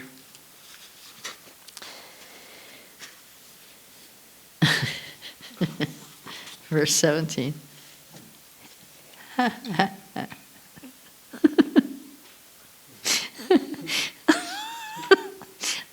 These are the verses I never wanted to pay any attention to, and I just love them. Right? It's as if, this is the power of bodhicitta. You know, sometimes you might eat popcorn with salt, and then it tastes kind of bitter in your mouth after a while, a little bit. And if you pour enough butter all over it, it is just heaven, and you'll eat the whole barrel of popcorn, no problem. That's what this feels like. Okay, even if someone of equal or lower status, driven by pride, treats you with disdain, respectfully place them on your crown as your teacher. This is the way of a bodhisattva. Okay, now listen up. That's not in the book. Shall I write it in? Okay, now listen up. Right? You can write that in your book, right on verse 7. Counterintuitive, upending, turning our minds inside out. That is what these teachings are. That is what they are doing for us. Wonderful. And now this pointed, shocking instruction. The precious, infinitely kind Guru, object of our gratitude, love, and devotion, teacher of the knowable mystery, whom we place upon our crown, always higher than ourselves, from whom we receive gracious blessings. This is how we're supposed to be regarding someone no better than we, someone possibly even worse than we, who treats us with disdain? If we have not been caught by the previous verses, here we're caught. Our self-concern and self-importance are outraged, repulsed. We are riveted in refusal, appalled and thrown into disarray. Happy, happy, we are exposed. Now we have a chance. If you haven't yet encountered the Tibetan Buddhist text called The Wheel of Sharp Weapons, right now, run to the bookstore, order it or borrow it, because right now, this very instant, your mind is like an open mouth, hungry for the hard-to-hear and finally satisfying teachings about self-concern. And now this is a quote from The Wheel of Sharp Weapons, which is a Lojong text in verse, mind training text. So these are verses, but I'm excerpting them so you won't hear them so much as verse. We spend our whole life in the search for enjoyment, yet tremble with fear at the mere thought of pain. But the brave bodhisattvas accept suffering gladly and gain from their courage a true lasting joy. All of the sufferings that we have endured in the lives we have led in the three lower states, as well as our pains of the present and future, are the same as the case of the forger of arrows, who later was killed by an arrow he had made. Our suffering is the wheel of sharp weapons returning full circle upon us from wrongs we have done. Batter him, rip out the heart of our grasping for ego, our love for ourselves. Trample him, dance on the head of this treacherous concept of selfish concern. Tear out the heart of this self-centered butcher who slaughters our chance to gain final release. The wheel of sharp weapons, a brilliant sword flashing and cutting away illusion, dramatically, incisively reiterates what Tokme has told us in verse 11. All suffering, without exception, comes from seeking your own happiness. The perfect Buddhas are born from the altruistic mind.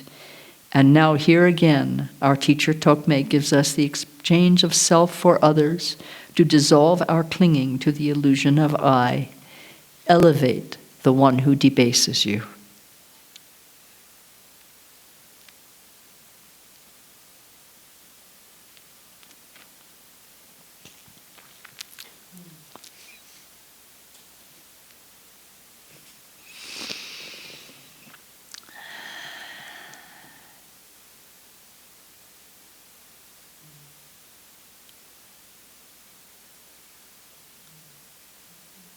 The discipline of even thinking of placing others before self is shocking to the system.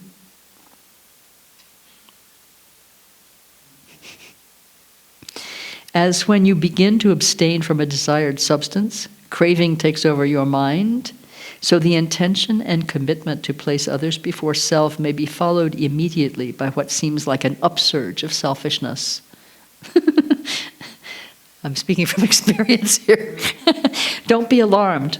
When we enunciate the aspiration actually to give up attachment and grasping to self, to generate the great love for others, and to know the emptiness of phenomena, all that is in the way of our seeing truly and loving vastly will become more visible to us. Don't lose courage. Just keep on practicing. This is a very important point.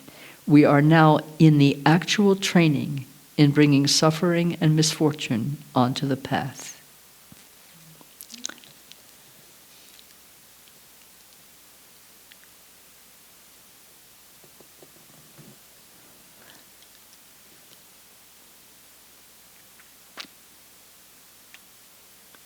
Verses 18 and 19. Though you may be impoverished, always disparaged, gripped by disease, like epidemia, and tormented by spirits, never lose courage, but take on all the pain and misdeeds of all beings. This is the way of a Bodhisattva. 19. Though you may be famous and admired by many who bow to you, and as rich as the wealth god himself, having seen that worldly fortune is without essence, do not be proud. This is the way of a Bodhisattva. Insisting on the primacy of spiritual over conventional view and action, these two excellent instructions reverse the order of importance we accord to appearances of good and bad fortune. The dreaded and the desired, the feared and the craved, the repulsive and the enchanting, we can be ruled by our reactions to them. Our freedom is in the reversal, the exchange. In degradation, abandon despair. Bear with what is unbearable for you, and with the courage of vast compassion, take to yourself what is unbearable for others. In wealth of repute and worldly resources, recognize their vapidity and vacuity. Understand the profound confusion that holds material value as a sign of one's own, and give generously to the needy. Abandon arrogance, see all with equanimity, and cultivate love and compassion. Understand the emptiness of all created appearances. With the clear light of insight, dispel the miasmic trances of worldly sufferings and enrichment. In the face of your own suffering and clinging, remember bodhicitta, love for all beings. In that very instant, your suffering is lightened. It becomes so easy to bear. Don't believe me. See for yourself. Today, tomorrow, or the next day, some variant of pain or of enchanted entanglement will come your way, trivial or immense. The instant you note your mental, emotional reaction beginning to arise, take this dreadful or desirable experience and offer it for the release of others, that all who are experiencing this or any form of ignorance, suffering, or mental entanglement may be freed from it. Instantaneously, your affliction becomes like a jewel, an adornment for you, because you've taken it as the extraordinary moment in which you generate bodhicitta. There is no teaching or practice more radical than this. Exchange self for other, and self releases into its essential nature. No self, no other, no suffering.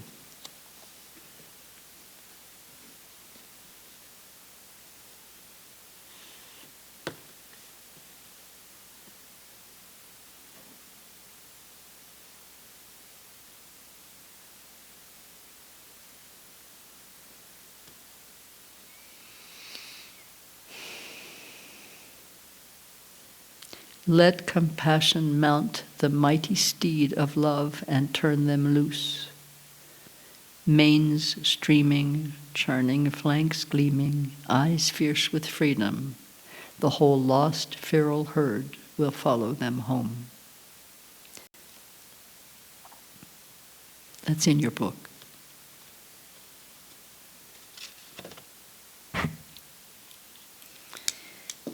So, my dear friends,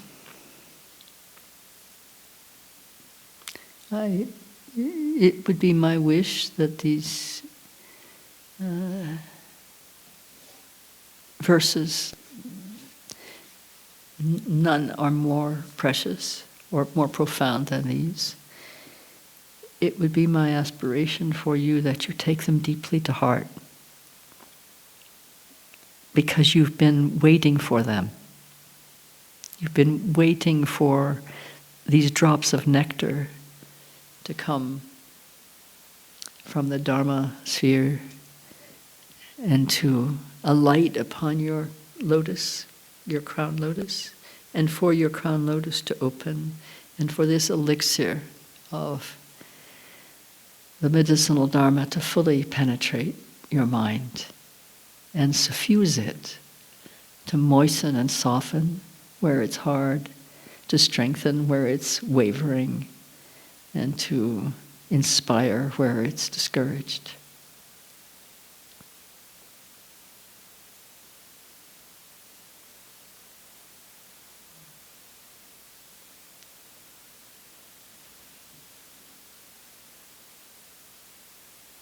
You are my inspiration.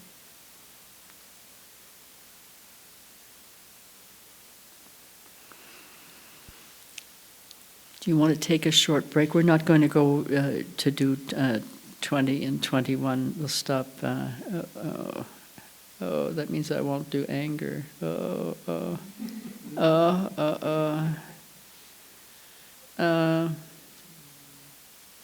Maybe I'd better do anger. 20. I think maybe. Don't you think so? Mm-hmm. Okay. Thought I could get away with it this time. Okay.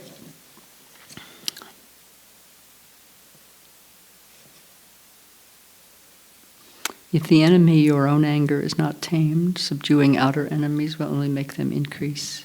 Therefore, subdue your own mind with the army of love and compassion. This is the way of a bodhisattva.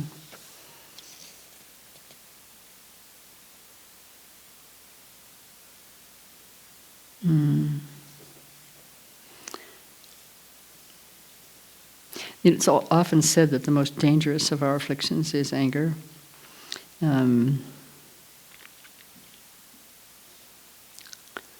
It's foremost among the afflictive emotions and the conflictual thoughts that lead us to harm ourselves and others. The basket of anger hatred contains everything from mild annoyance or irritation to the raging inferno of murderous, annihilating rage, just as the basket of attachment contains everything from mild interest to the slavering maw. Anger is sometimes so subtle as to appear to be its actual opposite. Virtue and non-virtue, more frequently than we imagine, we mistake the one for the other. Particularly the case with anger, which so often cloaks itself in self-righteous projections that justify our holding others, even things and events, past, present, and future, as somehow the causes or validations of our anger. Our capacity to recognize and withdraw those kinds of projections show us that the aversive reaction is not based on the being or the object to which it's directed, but is arising in our own minds. While this sounds obvious, it can easily be missed in the supercharged atmosphere of accusing, angry, disgusted emotions and in the self-righteousness that is so often involved in anger. A uniquely dangerous form of aversion repulsion is self-hatred. Taken to its end, it is suicide, which Garten Rinpoche has called the extreme of self-grasping. And it is so mistaken, so deluded. We can harbor such negativity toward ourselves when in fact our true nature is untouchable, impeccable, indestructible. Millions of moments of not seeing this are swept away by one instant of seeing it directly. As a long-time practitioner friend said, despite all our practice and our great love, sometimes we really do blow it. Erupting in huge rage, for example, or turning away from one in need. But don't do self-hatred or hatred of others or things or events. Don't even generate hatred or aversion for the afflictive emotion itself. However stubborn that affliction may appear to be, each instance of it is a temporary arising, lacking any inherent existence. If someone wrongs you, you can try to right the wrong, but don't say no to experiencing it. Don't push away that which is hard for you. Do not be afraid to suffer. The suffering is the purification and the opportunity to offer it for the release of all. The wisdom nature of anger is clarity, as in the pellucid clarity that sees what is directly, nakedly, and the dynamic, fierce clarity of compassionate wrath, the protector. When strong anger arises for you, look right at it without engaging. Let it be what it is, the pristine clarity of your minds. Let me touch just for a moment without reading it on the difference between the afflictive emotion that we refer to as anger and the compassionate wrath that actually seeks the good for all beings. So anger is an afflictive emotion. It arises from our own ego reaction, self-clinging, and the perception that we've been wronged, for example, or just our hatred for whatever reason of this or that thing or being or taste even.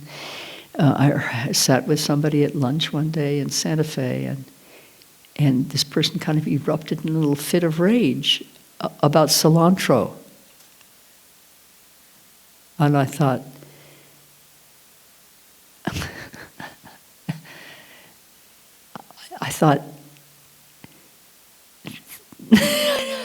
I don't know what I thought. I saw how easy it is to hate, even a little herb. And I mean, I have that in me too, you know, it's not unusual. You heard people, oh gosh, I hate the rain. Or, oh, I hate that taste. I don't like that taste. My mother taught me when I was a very little girl. I was still alive when World War II was going on. I was still alive. I mean, no, I was already alive. This can get confusing. But she was teaching me, right from the beginning, she was teaching me stuff. And so I was this little kid. The war ended in 1945, and I was already getting teachings from my mother. And she said, Barbara, I want you to remember this. Hate is the most dangerous word in the English language. Do not use the word hate, ever. And then she talked about Hitler and talked about how he had made hate into the creed, basically, the sacred creed. And I understood something of what she was saying. Well, obviously, I never forgot it. So obviously, it went deep in, very deep in. So anger, hatred, Rinpoche, when he talks about them almost as if they're hyphenated, anger, hatred, or as if they're one word. So it's the same, it's on a continuum perhaps, but it's the same quality in the mind. It's the same root, which is to destroy the other. Outrage is it can look like anger and it can be mixed with anger, because all these experiences that we have in relative reality are an admixture of insight and habituation, yes, of our just habitual formations and our understanding, our actual clear understanding. So it's not as if it's one or the other for us. In the absolute, yes, anger is not. There is nothing but clarity and love. So outrage is the desire for right relationship, offended by offenses to it, and the desire to right those wrongs. Whereas anger is the desire to destroy the wrongdoer, or and it can be the same. The same person can have both. So, for example, the one who passionately desires the well-being and protection of animals could be outraged at the circumstances and actions that threaten their well-being and want to act to correct those the ignorance that gives rise to those kinds of actions, but at the same time might actually harbor hatred towards those who harm animals. And I have met with people in that field of animal rescue at various times, and they've been very clear about how they can see that admixture in themselves and what should they do about it. So there we talk about the difference between anger and outrage. And it's very helpful that anger wants to destroy and outrage wants to repair. It's a very useful distinction, yeah. So the ones here with the great wings and the claws and the fangs, which look like very angry beings, that's compassion, wrathful compassion. So wrath is what we call that. The corrective of compassion is wrath, and anger is the, desire to destroy, not to bring into correct relationship, but to destroy. Yeah. So it's why at lunch, for example, somebody spoke about the need not to generate an opposing kind of energy to a certain event that had recently occurred. Do you remember that comment being made at lunch? And because that's of hatred, that's of anger, hatred, and that's why, and I think I mentioned also at lunch, that's why I want the softening of mind that comes from me when I speak of epidemia. I do not want this is a disease that, the coronavirus is a disease that Rinpoche says is arising from the collective karma of anger, hatred, and jealousy. He named those three, as I recall, in one of the videos that's on the website. So I don't want to generate any of those energies in reaction. I want to generate compassion and love in response. Not reaction, but response. So I want to be very clear that I'm not generating an oppositional energy to that which is being destructive. Yeah? So there's a good operant example today of the difference between anger and wrath. I mean, one could be wrathful in seeking to develop a vaccine. It's I am going to overcome this viral disease for people. It's killing people. And that's a kind of constructive, compassionate energy of wrath. Yes? But I'm certainly not going to destroy the country in which it first arose. Yes? Okay. Now we're going to take a break.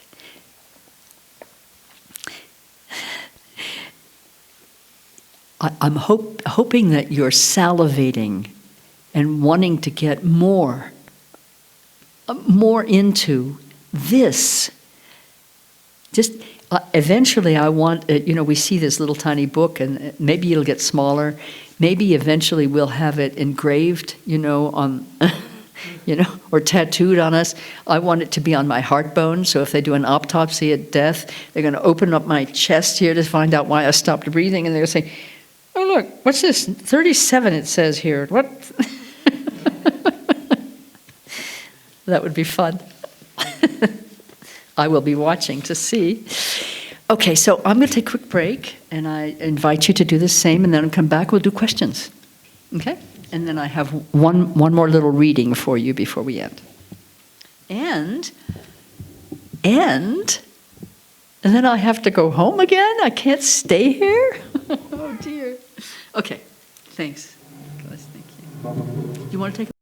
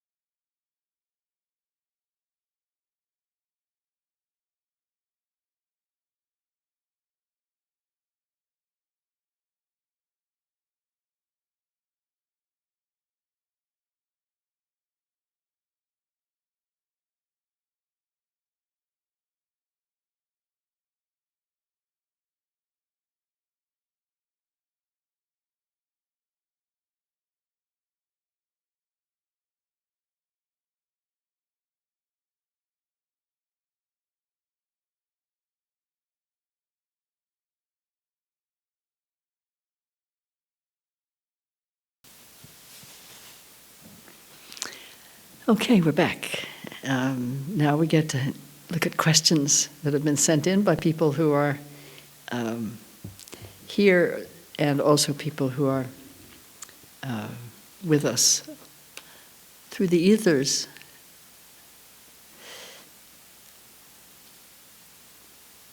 What a balm your teachings are! Exclamation point. Balm is wonderful. We have those big vats of balm now that we have. Yeah.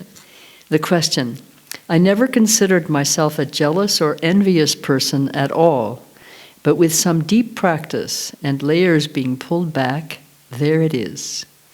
Quite painful. I am using the tools I've been taught, Tonglen, allowing myself to sit with this, Maitri, sympathetic joy. Yet it's quite persistent, and I find it hard to connect with openness and love. Any suggestions? Yes, I would say apply the balm of the teachings about hatred and anger and self-grasping.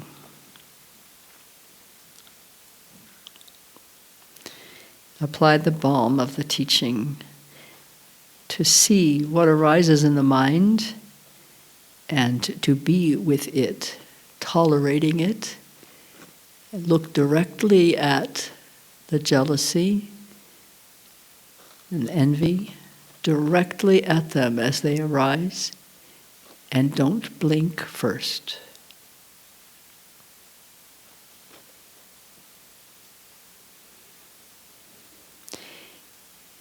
I think for jealousy, it's not so helpful ultimately. Well, ultimately might be the wrong word. Ultimate is helpful for jealousy. But I think it's quite helpful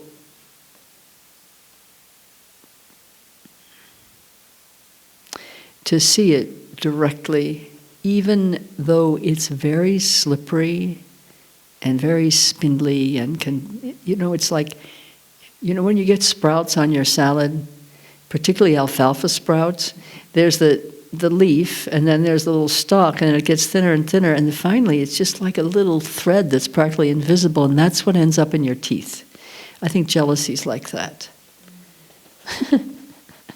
I would not have known that would be something I would have thought of or said, but it's really hard to see it directly because you're looking outward to define a problem outside you, coming at you. Something's wrong. You should have that thing that person has, or this thing that you have that you think they're going to get. In other words, there's an external enemy figure.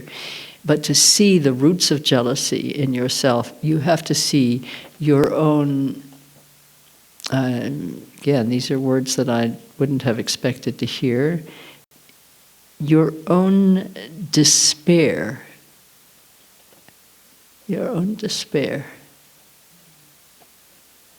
your self-grasping despair. Jealousy is of the northern Buddha family, Amoghasiddhi, and that is the realm of action accomplishing wisdom. And what we're jealous of, the jealousy arises in the continuum, in a despairing reaction to that which we have not been able to create or manifest.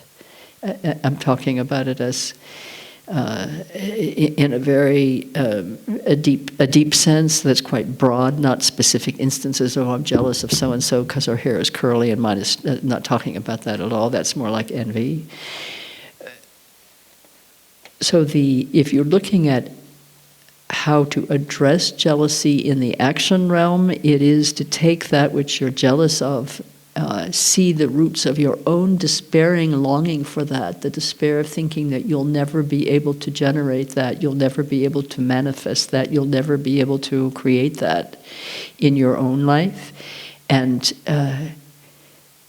committing to do so, committing to bring forth your own potential. Those who manifest that which they long to manifest, have no basis for jealousy of others.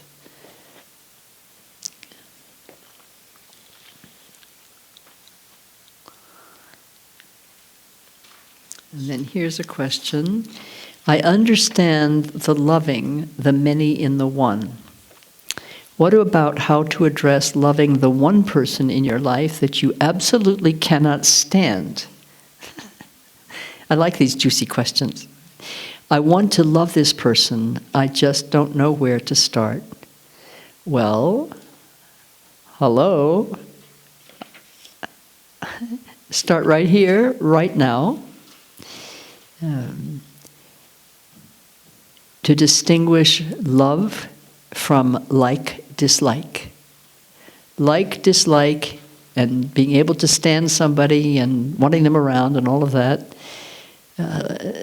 Like-dislike, which is, same as attachment-aversion, that's of the personality. Squarely of the personality, deriving from self-grasping. Everything to do with like and dislike arises from self and self-interest, self-reference. Where there is self-reference, there's going to be preference. This one, yes, that one, no. So absolutely cannot stand is an extreme version of mild annoyance, mild not liking, but absolutely cannot stand has taken it and, anteed it up. Love has nothing to do with that. Love is of the true nature. Love is an absolute. It is the absolute. So go there. Go there in your mind. Go there in your intention. Go there in your practice. Go to the love beyond anything to do with the personal. Imagine it.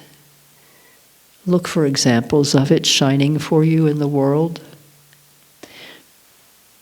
Read the teachings of your teacher. Read Garchen Rinpoche's teachings, or listen to them on CD or YouTube. His teachings about love, and you'll see the difference. There's absolutely nothing relating to love that has to do with like and dislike. So, and the cannot stand, in my experience, I don't know how to describe this exactly, but it's been my very direct experience over many, many years now that the person or situation that I initially react to with intense dislike becomes a dear friend. It somehow flips, its attraction and aversion are mirror images of each other. But they both have their roots in self-grasping. So go instead to love and cultivate vast, impersonal, all-encompassing, completely unreferential love. And use the person you cannot stand as the person on whom you practice. In other words, rely on the one you cannot stand to be your teacher of unconditional love. It has nothing to do with like and dislike. Okay?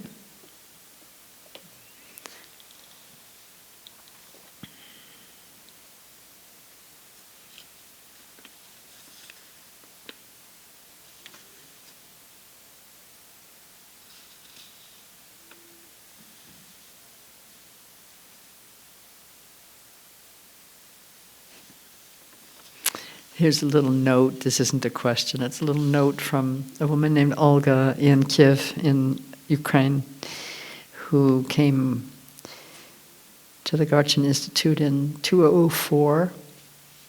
And Rinpoche told her to go back to Ukraine and tell people about the 37 Bodhisattva practices. And she has a 37 practices page on Facebook that now has over 3,000 followers.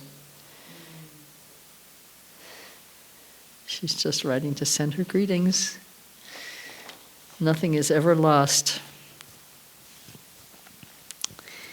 And here's a a comment with a question in it. I have to say I'm not exactly sure I understand it, but maybe if I read it out loud, I'll understand it better.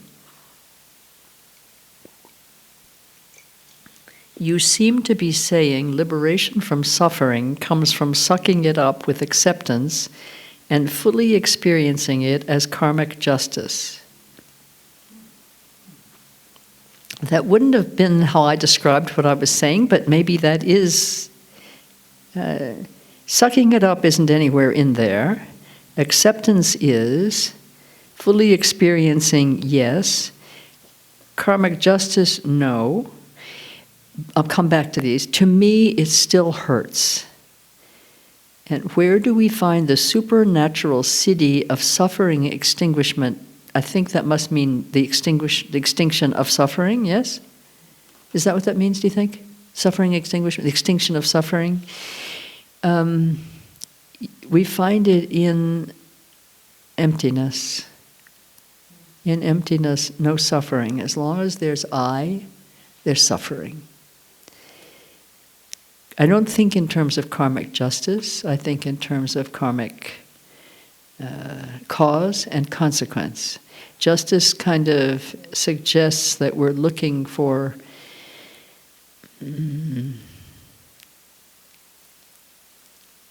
something to justify our suffering in some way, perhaps. So let's, instead of thinking of karmic justice, let's think of karmic purification. In other words, that the suffering sweeps away its causes. The suffering is the resolution of the causes of that particular instance of karmic suffering.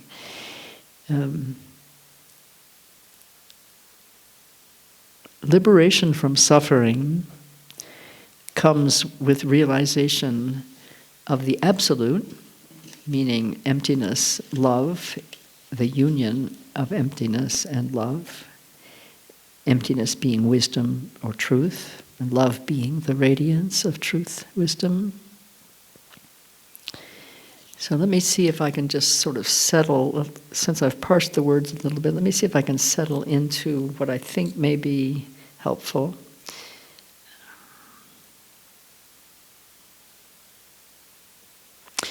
I think liberation from suffering must come with understanding the causes of suffering and being able to sweep them away. We don't sweep away the suffering, we sweep away the causes. And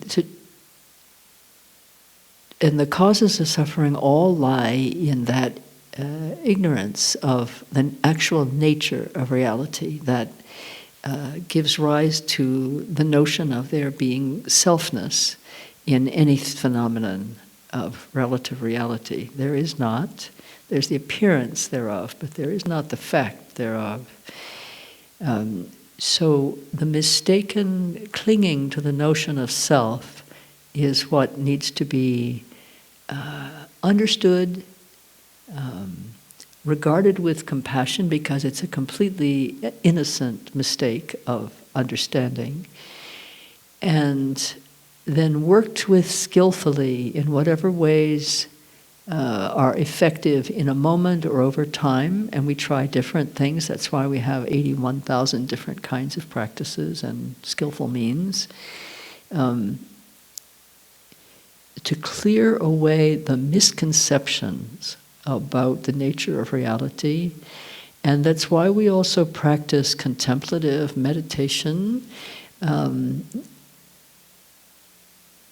so that we, not so that we only pacify our confusions and our afflictions, but so that we gradually, perhaps little by little, or with some people suddenly, just in an instant, are able to see clearly the condition of the mind, and that which recognizes the condition of the mind, its suffering, is also that which recognizes mind itself. So the disciplines of meditation are those disciplines of awareness practice, mind contemplation, direct, like nature of mind practice, or Mahamudra, Dzogchen, So these are the practices that allow us to see with bare attention with the naked reality. And in the moment that that is seen, suffering ends, and the vast love naturally springs forth.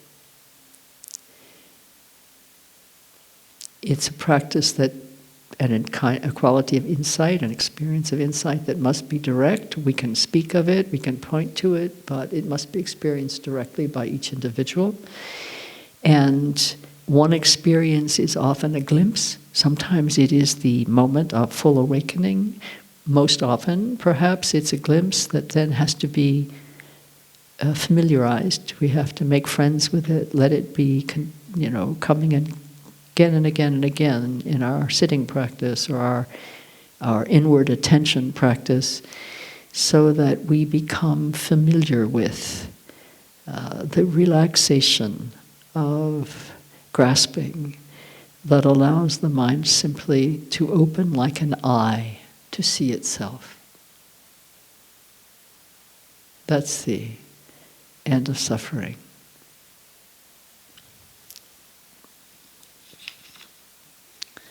I would never think of extinguishing it, and I wouldn't think of it as a supernatural siddhi, just because I don't think that way. The natural mind is the natural mind. Nothing is more natural than truth. And as Rinpoche has sometimes reminded me, always gently, what is natural comes easily. And so it's not a matter of doing, something. It's a matter of not doing that which we always do, which is something. So in the stillness of doing nothing, just being is experienced. It's, one of my friends once said, that's a slippery melon, Barbara. Yes, that's true.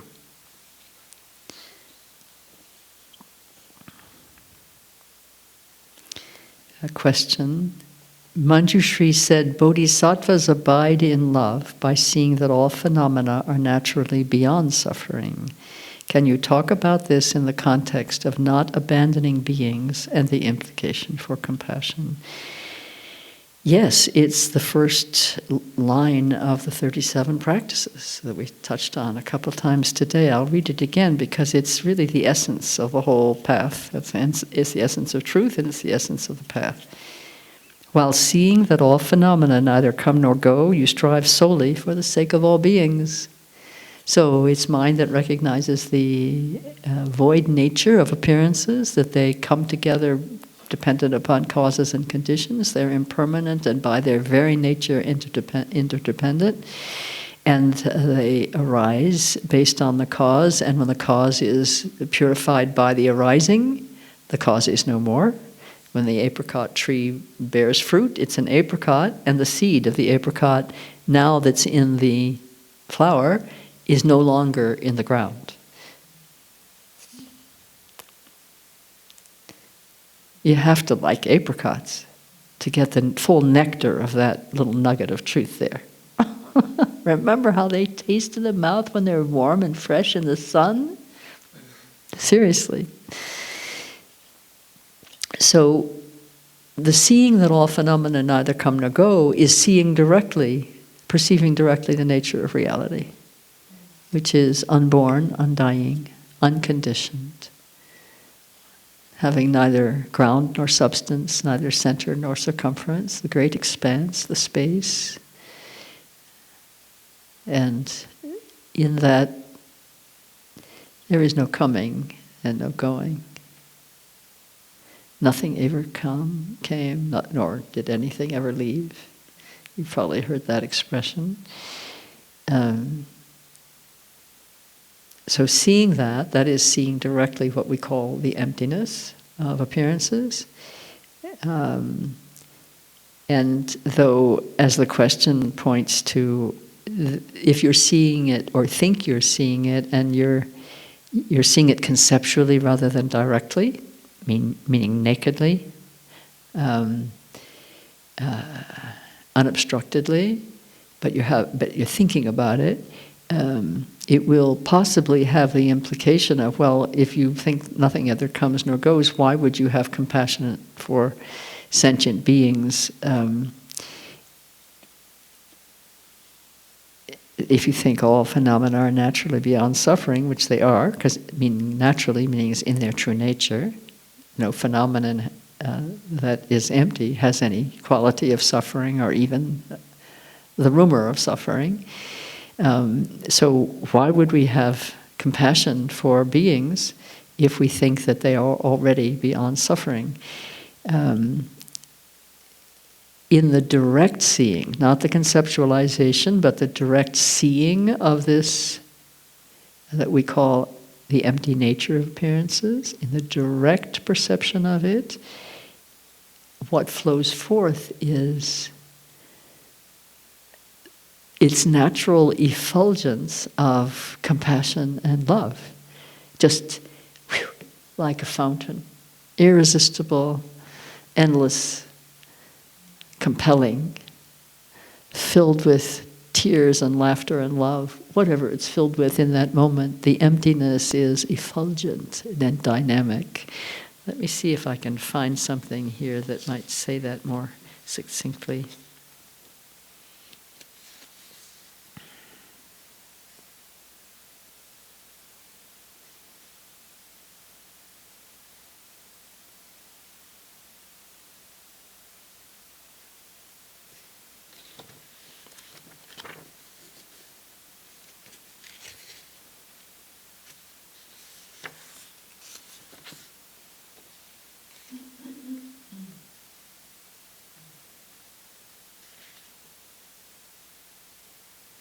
Well, I can't find it just quickly, but it's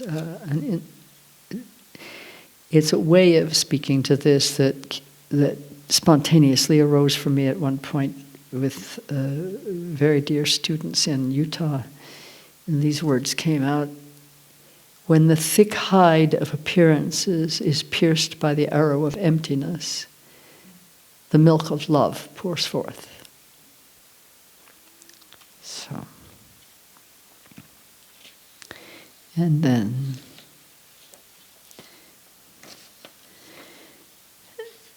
another question.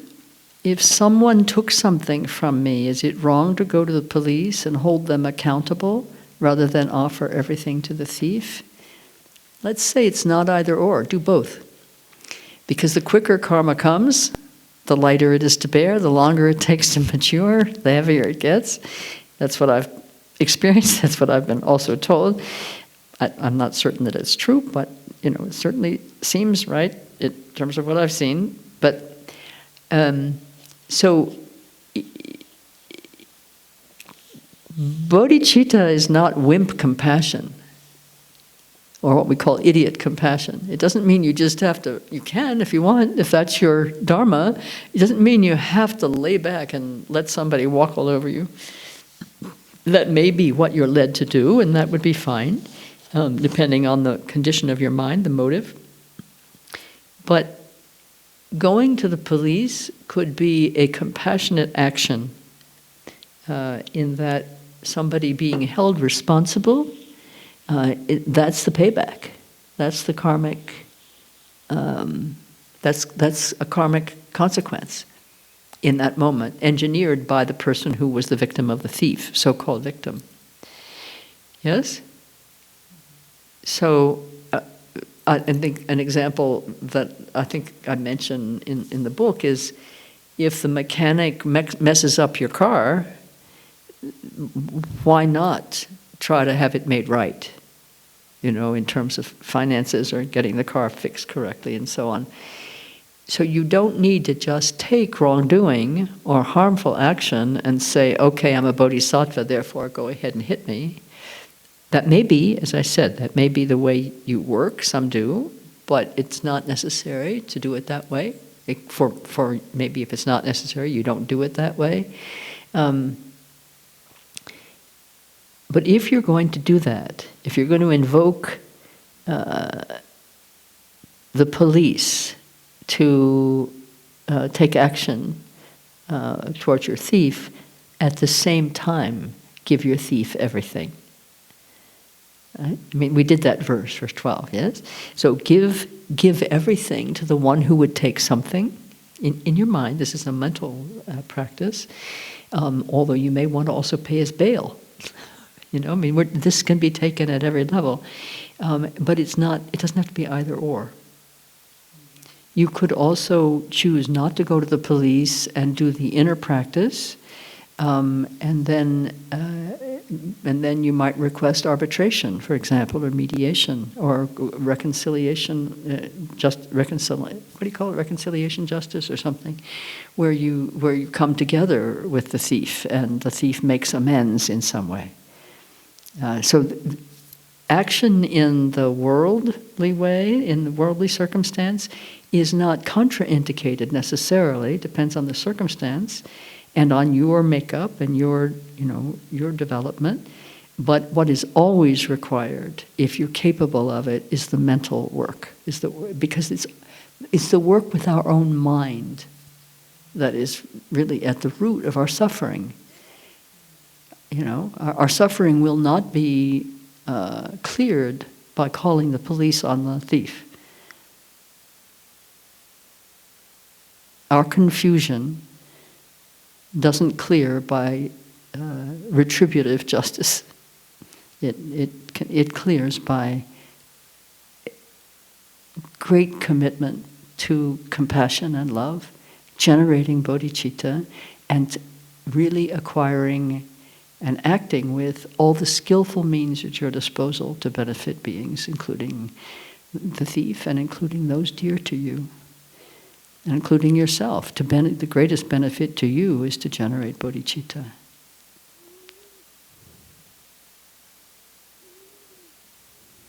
Yes? Am I responding to these in a good way? Clarifying? This is the most beautiful gong. It just, in the moment, it suddenly springs into action. Here's a very dear question. I didn't know if we would have the capacity to receive questions online, so I brought some from a session in recent months that I didn't get to during the sessions. One of them you were there at. So I think one of these, I don't know, one of these might be one of yours. I don't know if you submitted a question, Hermione. Okay, so how do we deepen our longing? So let me speak to longing, because I haven't spoken to it very much, although you'll find it over and over again in the book.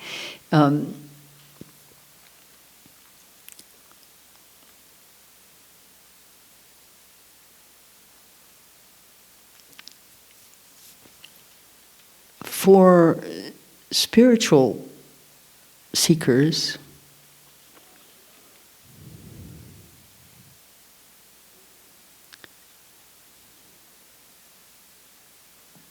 longing is the water that goes to the roots of the plant of aspiration and helps it grow.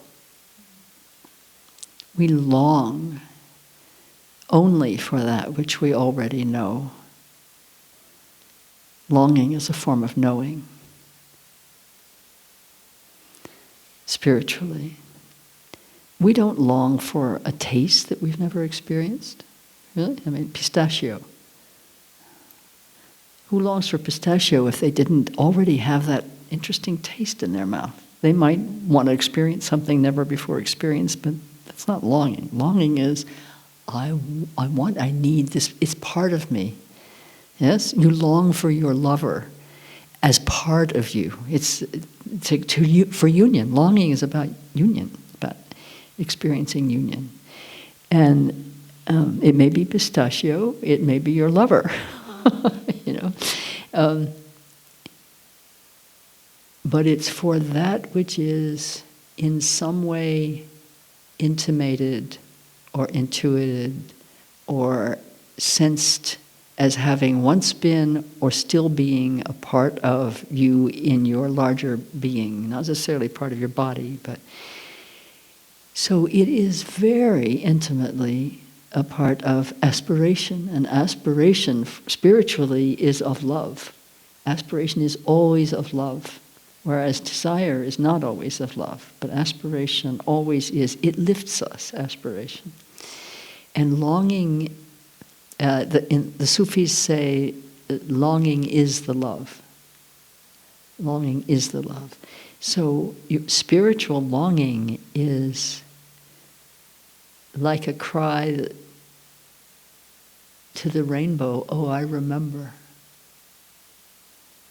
We experience it as painful longing, but it is also delicious. It is also a poignancy. Longing is poignant.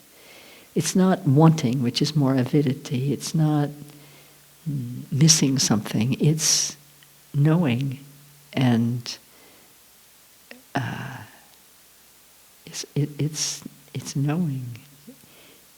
We don't long for union because we have heard a rumor about it and think, oh, that might be nice. We long for union because we know that we are a part of what is, and longing for the whole, even while we're right in it. Yeah. So, how do we deepen our longing? How do we deepen our longing? Go all the way with it. Long for, long for, long for. Let yourself just dissolve into your longing, and it will lead you to itself, to what you long for. But you have to give yourself over to your longing, to your aspiration.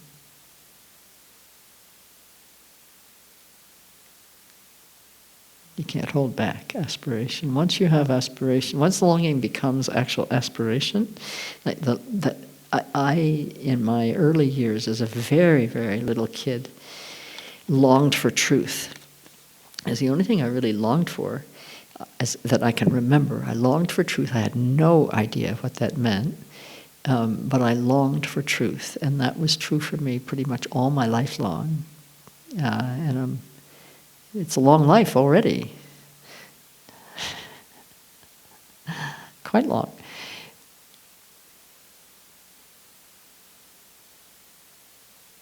And somehow I sensed a profound relationship lived in the longing. A profound relationship. It never was, I had hankerings for this or that in the material world, but what I longed for was union, was wholeness, oneness with truth. And I used the word God in those years. That was the name that was significant for me. So I was longing for union with God. And so I longed for death because I intuited that at the moment of death I would become one with the divine, one with God. So I longed, in a sense, for death. I had no death wish. I thought it was that because I became a psychologist for a while. And, everything gets kind of watered down when you look at it in the material terms. So it wasn't a death wish in any way. But I sensed that there was a truth way beyond what I was capable of knowing, and yet the longing vibrated within me as a form of acknowledging the knowing that there was this wholeness, spiritual wholeness, that I was not experiencing, and I longed for it. It's all I longed for. And indeed, it's true. There is the spiritual wholeness, and longing can open the door to that which allows you to let that be the most important thing in this lifetime for you, your spiritual purpose. If you really respect your longing, it will deepen. And as it deepens, it will lift you into aspiration. And as aspiration opens the sky for you, opens the mind, because it's for others. If you just aspire to realization for yourself, that becomes a little vapid. It's a bit dry. It's like more clinging, but at a higher level. A high quality clinging. How about low-quality longing that will naturally ripen into aspiration? That's the way I think of longing. And that's why when I read the question, how do we deepen longing, our longing? If you have the longing and you turn around and pay attention to it, it's naturally going to deepen and expand.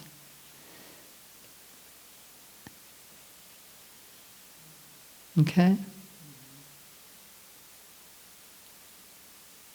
And longing appears to hurt. It's piercing. It can be piercing. Let yourself be pierced. You're longing to be pierced. You're longing for your, your obscured vision to be pierced by implacable light. You're longing for your hardened heart to be melted. You're longing for your thickness of mind and heart to be moistened and penetrated by truth. You're longing for that. You wouldn't be in this room if you weren't longing for that. Would you now? And when you first sat here and your longing got lit up, it's never been extinguished since, not for 1 minute. So if you give yourself to your longing, it will lead you where you want to go, without question. But it has to be wholehearted. It has to be wholehearted. That doesn't mean all the 24 hours. It doesn't mean that someone like me needs to become a nun. It doesn't mean that, someone like you needs to become a monk or live on a mountaintop. It means that your total commitment of your intention and your mind and your love are given to truth, are given for the liberation of all. And we usually speak of liberation as being liberation from. Let's speak of it as liberation into. Yes? Liberating beings into the natural state. Liberating ourselves first, or along with, into the natural state. And remember, Rinpoche says, what's natural comes easily. So our work is to sweep away, including our tendency to think we have to do something in order to fulfill our longing. It's mostly about not doing, and the spiritual path is not additive, it's subtractive. And the subtraction is mostly about mental activity. Some of it has to do with, don't smoke cigarettes, for example, but because that stiffens the channels. But most of it's about the mind. Mind, heart, same thing. Sawa, sawa, same. That's Swahili, by the way. Sawa, sawa means same in Swahili, which is a language of Eastern Africa. I think that's it. I think that's all we can do.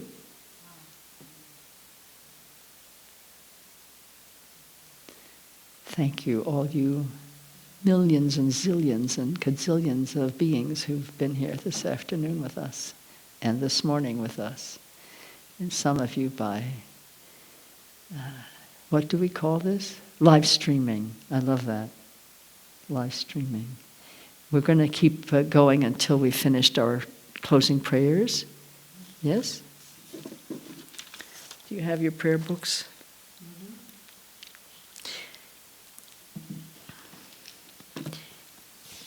This is the first time, I think, ever having a teaching, extensive teaching of 6 hours or something, and not engaging in conversation with those of you who are physically present. I think I've experienced the equal taste of those of you present and those of you present without the physical form being here, and that I wanted it to be the same. I think that's why I didn't invite too much conversation. I hope you don't mind. Okay. It's been wonderful to be here together, really wonderful. Okay. Now, I used to think that the dedication prayers just went on too long, but we're going to do the whole thing all the way to, let's see, start on page 11, and we're going to go all the way to page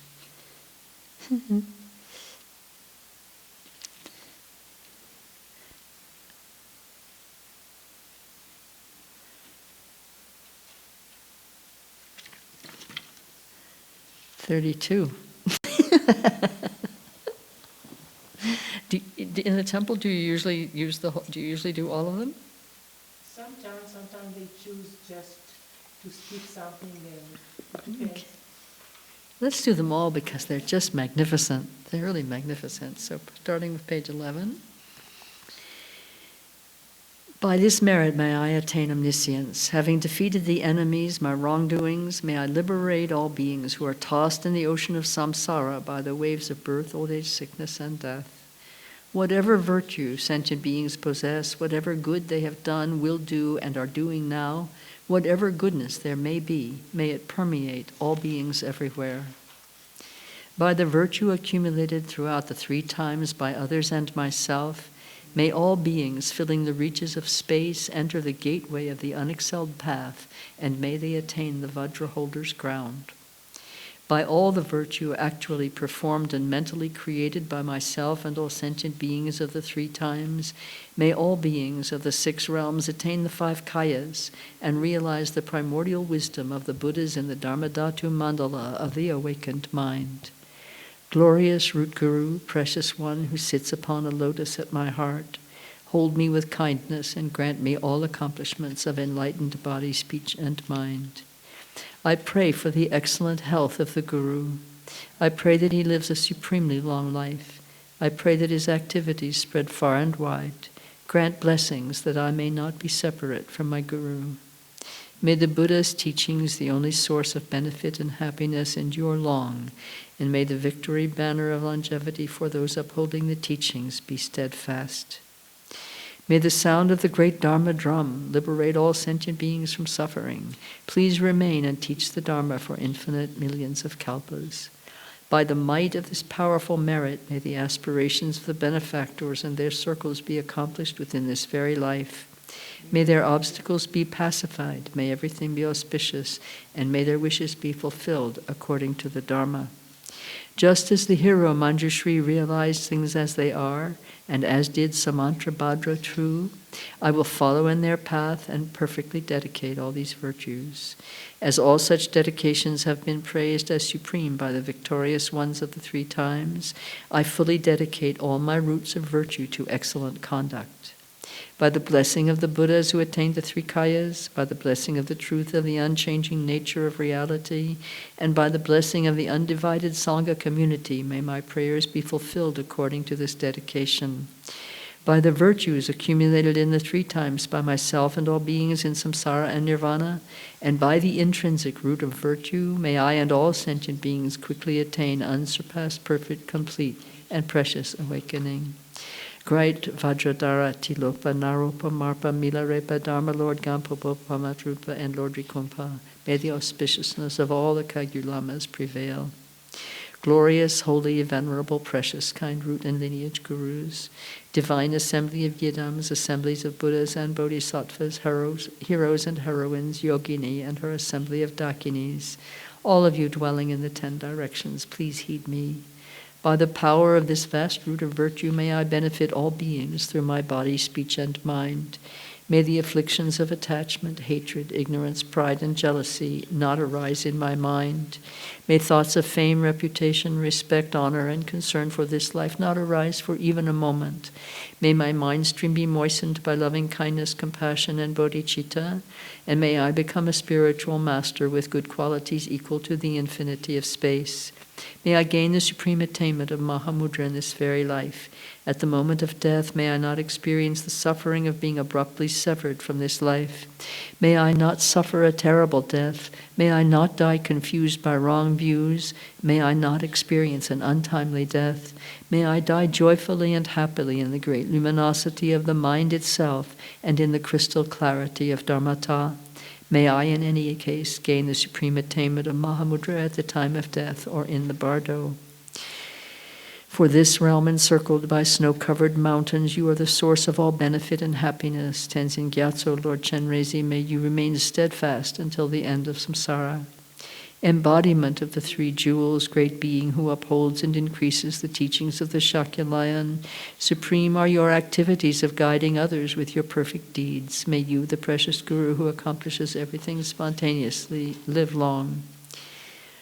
Holder of the teachings of Lord Rikongpa, great Lord of the three jewels, for the power of your peerless compassion and the holy Dharma's peace and light, you bring relief to beings. May your life be long. The one known in the noble land as Aryadeva emanated into the Gar clan of eastern Tibet as Chudingpa, the heart son of Jigten Gunpo. May the life of glorious Garchen remain steadfast for 100 eons.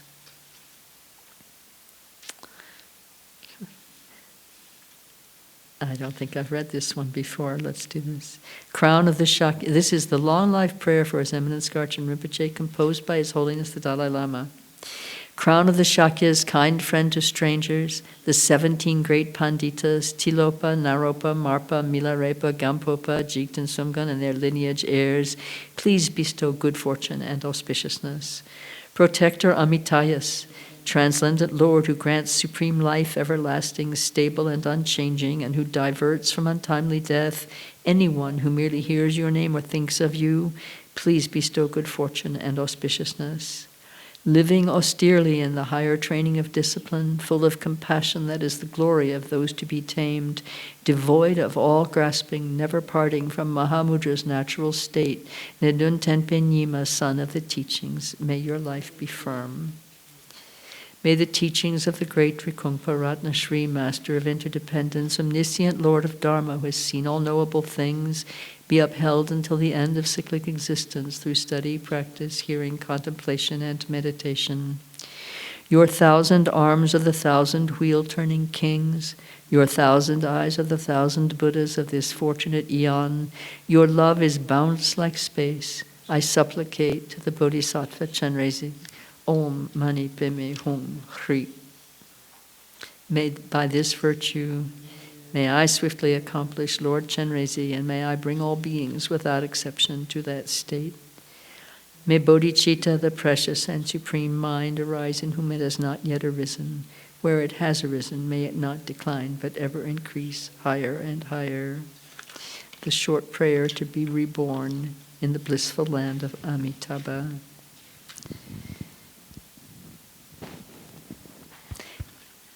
I used to know this in Tibetan. I would like to see if I still have it in my mind. I'm not sure that I do. Let's see. Ema ho tsar sanje nang wa te dang yesu jawo tu je chen po dang yon du sempa tu cha to nam la sanje jang sempa me ko ji ko de ki o tsar pa tu me pa yi de wa shen che ze chin wa shin kam de da shen di ne tse po gyur ma tang ke wa shen ji bar ma chu paru de ru ke ne nang de jal tong sho de kenda gila munam tapai chok chi sanje jak sem tam cheki ge medrum parjin ji lam tu so te jata pansadriya awa bodhanaya so. Emaho, in the center is the wondrous Buddha of boundless light. To his right is Chenrezig, the Lord of great compassion, and to his left is Vajrapani, the Bodhisattva of great might. They are surrounded by an inconceivable assembly of Buddhas and Bodhisattvas. Immeasurable peace and happiness is the pure land of great bliss. When I and all beings pass from this life, may we be born in that land, unhindered by another samsaric birth, and may we then behold the face of Amitabha, boundless light. May all the Buddhas and Bodhisattvas of the 10 directions bless this aspiration, that it may be accomplished without hindrance. Tejata pansajriya avabodhanaya soha. And then we'll do Manjushri. From out of the deep and open sky expanse of all that can be known, the light rays of your wisdom mandala shine, dispelling the dark shrouds of ignorance for infinite beings. Homage to you, Lord Manjushri.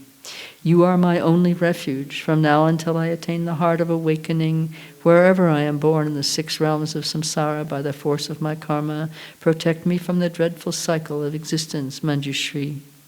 When it comes time to let go of the components of this life and to part from my beloved relatives and friends, the awesome, terrifying Lord of Death will come and take me.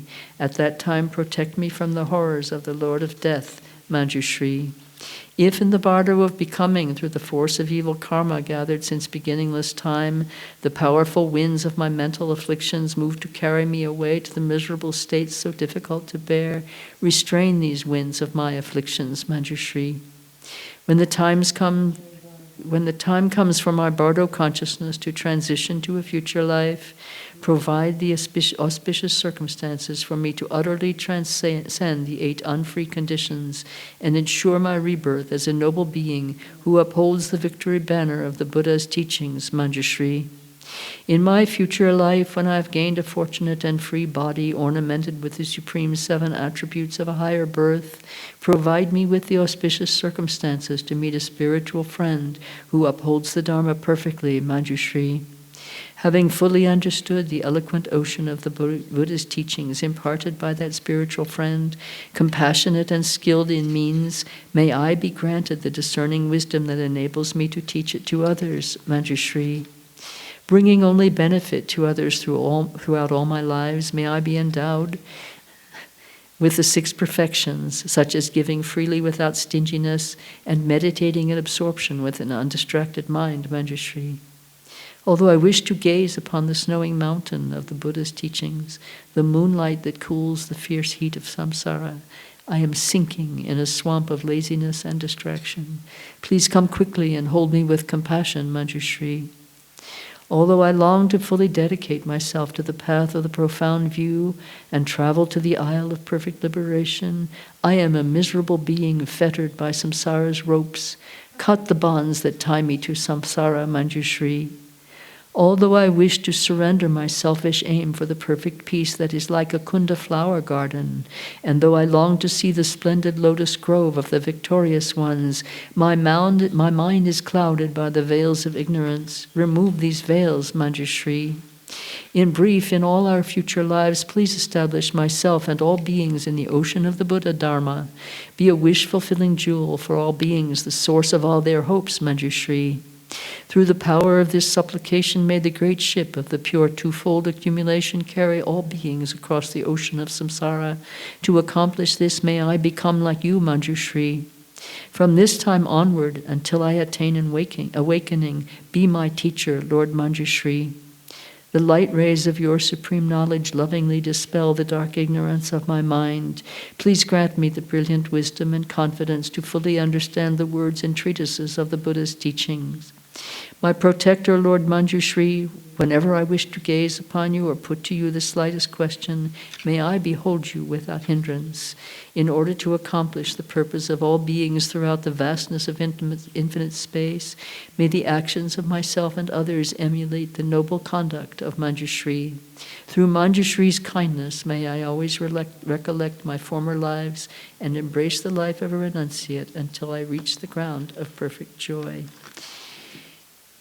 I would say that it would be a prayer that we could recommend to our friend who asked how to deepen longing. Hi, Christine.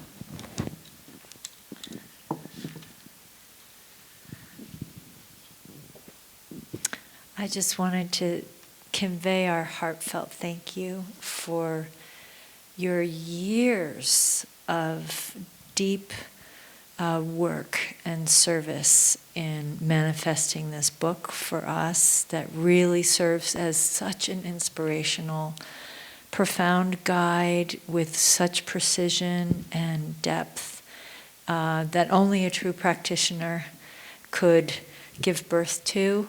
And we're just incredibly grateful for your contribution to our practice, to being such a guiding light of wisdom and compassion and understanding. And we're just so grateful for all of your hard work that you have done in your life to be able to come to this point in time, offering this gift of Dharma to us, to the world.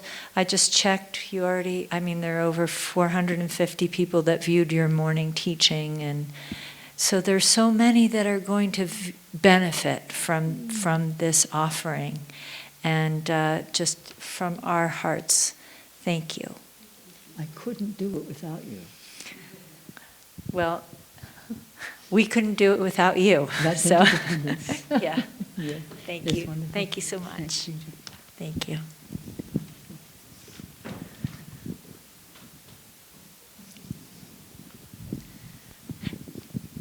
And I'm formally requesting in front of everyone, please come again. I'm happy to come again. Good. You know I'll always come if I can. Good. So just feel free to ask. At one point, quite a few years ago, I asked Tricia to stop asking me to come because I needed to make a time away, and I needed to make a time away. But I had to ask her not to ask me because if you ask, I have to come. So if you ask, I will come. I'm asking. I'm coming. Good. And even if we're in this quarantine situation for a while, I'll be happy to take a 2-week retreat in seclusion in order to be able to come to you again, depending on how long this goes on. So thank you. This is this jewel-like, it's not like a jewel, this is a jewel of the most pristine Dharma, and it's a place where practitioners are thriving, really, really thriving. And I am so thankful to see it and to be a part of it. It's just rich, and it's a gem, it's a jewel. It's brilliant in its lucency, it's brilliant in its love. And all of you who are here holding the form, in other words, holding steadfastly the intention and the means by which the intention is fulfilled, this profound compassion and skill, tremendous skill, and intelligent love, like Manjushri, that quality of love, the love of Manjushri, and your care for Rinpoche, who cares for all, is my inspiration. It's my inspiration. Thank you. Thank you to each of you sitting here. Thank you, Jan. Thank you, all of you who came to join us, and we came to join you. So. Thank you,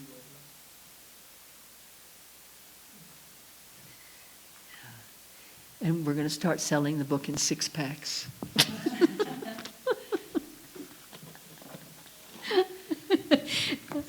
I don't know why that image came to me quite a while ago. I think it's very funny.